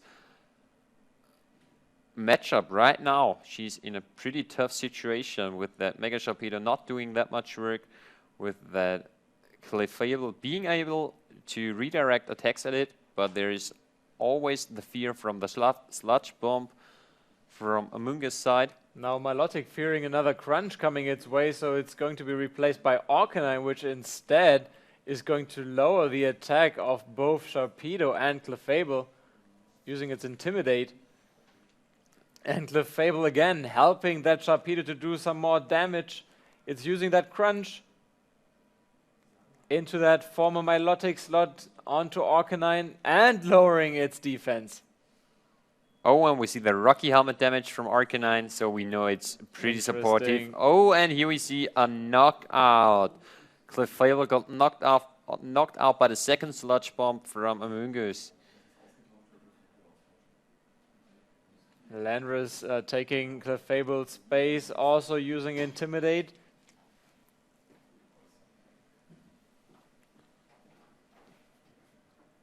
Is Naomi actually carrying any levitating or flying Pokemon in the back? Maybe if yes, it would be cool to see an Earthquake coming from a Landorus. Earthquake is actually an attack that is pretty less used on Landorus because they are all going for Rock Slide, Superpower, U-Turn. We never seen Earthquake yet on the stream. Arcanine is not having any of it and returning to Adrian, and here's the first Rock Slide, maybe of a lot of Rock Slides coming up, and it's a wasted turn for that Sharpedo again, as it's using that Ice Beam on the protected Amoonguss. Julian, where's the Rock Slide? There's a way. We have seen it several times on the screen. Rock Slide can really turn a match around if it gets the flinches, if it flinches the Pokemon, it needs to flinch, if it hits every time. We've seen Bill on the stream, who just made his way back with 3 Rock Slide flinches in a row. Let's see what happens in this round. More coming up. We have Sharpedo using that Ice Beam. Now it connects with Amoonguss. Let's see how much damage it's going to do. It's very effective, and it's even a critical hit. And Milotic recovering a lot of the damage dealt to it. Half of the health. Oh, and now the Spore, it's connecting with Landorus. This might be important. No more Rock Slides coming up anytime soon. Milotic is at a pretty good health right now.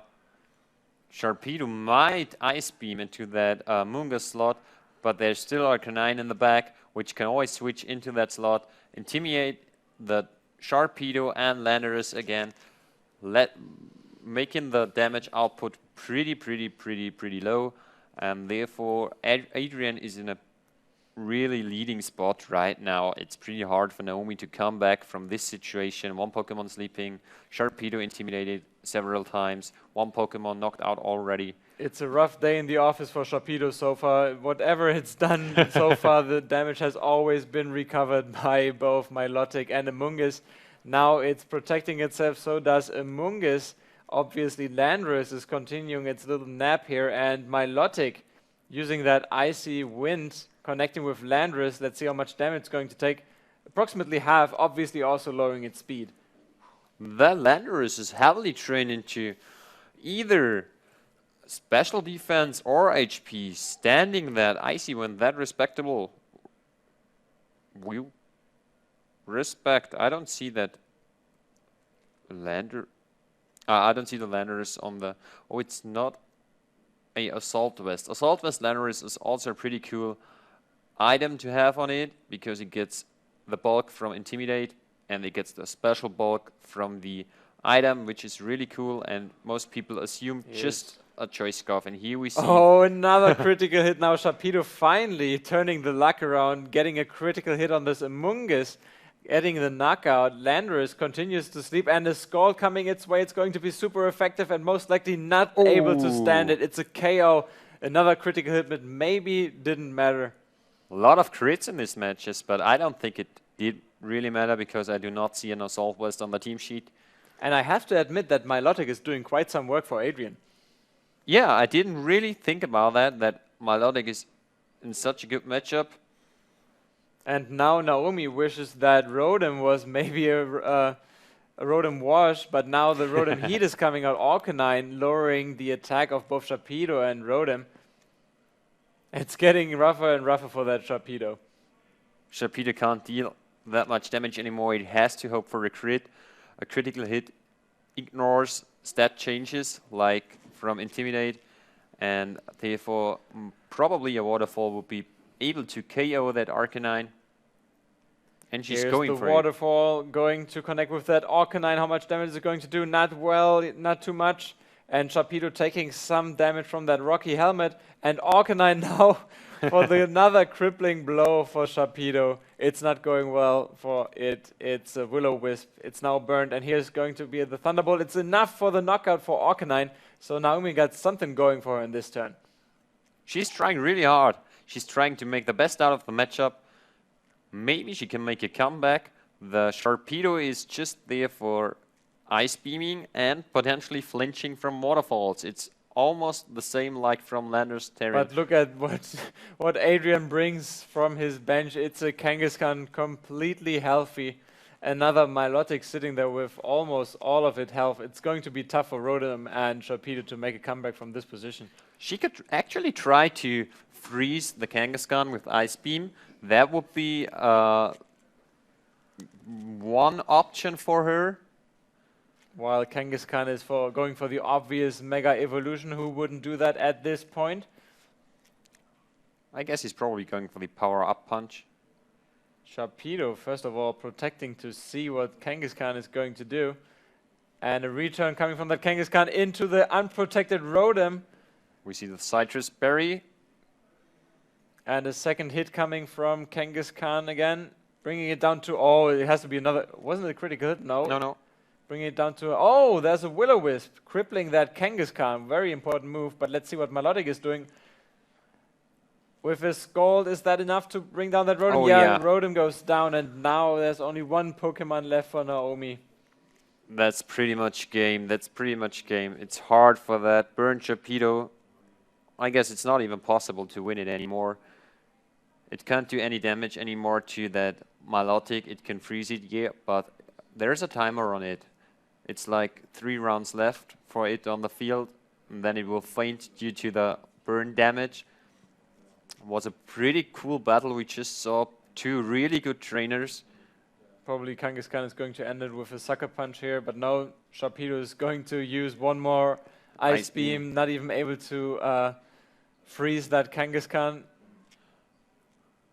Oh, and that's kind of... I don't know if he predicted or if he already realized that he have won anyhow.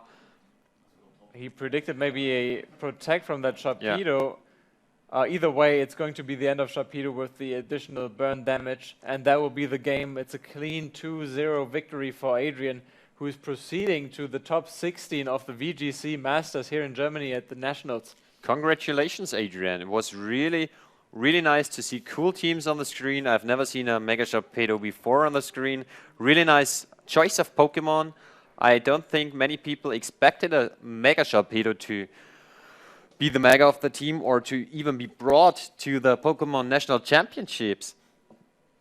Let's have a look what we got next. I think we have the next game is going to be the final of our seniors division. That's right, but it's going to take a couple of minutes. So until the VGC senior finals will start, we will have a very short break and come back with some amazing Pokemon action. Maybe the last Pokemon action tonight. We've seen a couple of hours of great Pokemon action, but now let's have another break and be right back in a couple of minutes.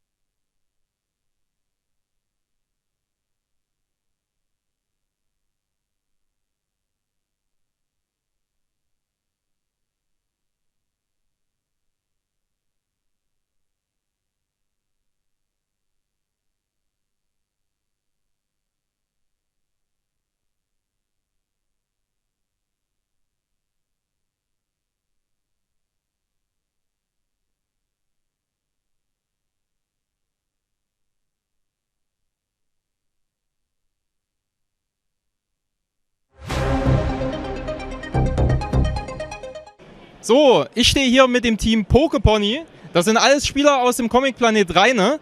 Und die haben sich extra für das Event Team-Shirts drucken lassen. Da steht nicht nur drauf eben Pokepony. Übrigens, der Name ist Programm, weil die Leute spielen alle zum einen Pokémon und zum anderen auch My Little Pony. Und du drehst dich vielleicht mal rum, da kann man nämlich sehen, das Shirt ist hinten sogar gebrandet extra für das Event. Mit Stuttgart 2015. Eine super Sache. Und danke. Und ich habe hier den Team-Captain vom Team Pokepony, das ist der Marco. Grüß dich, Marco. Hallo. Und Marco, vielleicht sagst du mal kurz, wie seid ihr drauf gekommen, das zu machen? Und warum wird bei euch so beides gespielt? My Little Pony und Pokémon? Ja, also wie sind wir drauf gekommen? Wir sind einfach drauf gekommen, wir wollten dieses Mal was anderes machen, wir wollten mal diesmal auffallen, sag ich mal. Und wir hatten erst die Idee gehabt, erst so ein ganz normales Pikachu mit den alten fliegendes Pikachu. So, da kam ein Kollege von mir, hat gesagt, mach da einfach ein Pokepony raus. Ja, dadurch kam dann das Pokepony. Hier habe ich auch den Stefan, das ist einer von 2 Leuten, die quasi im Comic Planet Rheine auch immer die Turniere judgen. Guten Tag. Und jetzt muss ich ja gerade mal fragen, warum hast du kein Shirt an? Einmal hat es finanzielle Gründe, weil sonst wäre ich jetzt nicht hier. Okay. Und ja, zu spät gemeldet, sagen wir mal so, ein bisschen verplant. Alles klar. Muss man halt mit den Finanzen ein bisschen hinkommen. Ne? Kann passieren, aber ich habe gehört, ihr wollt nächstes Jahr wieder dasselbe machen und wahrscheinlich mit neuen Shirts dann.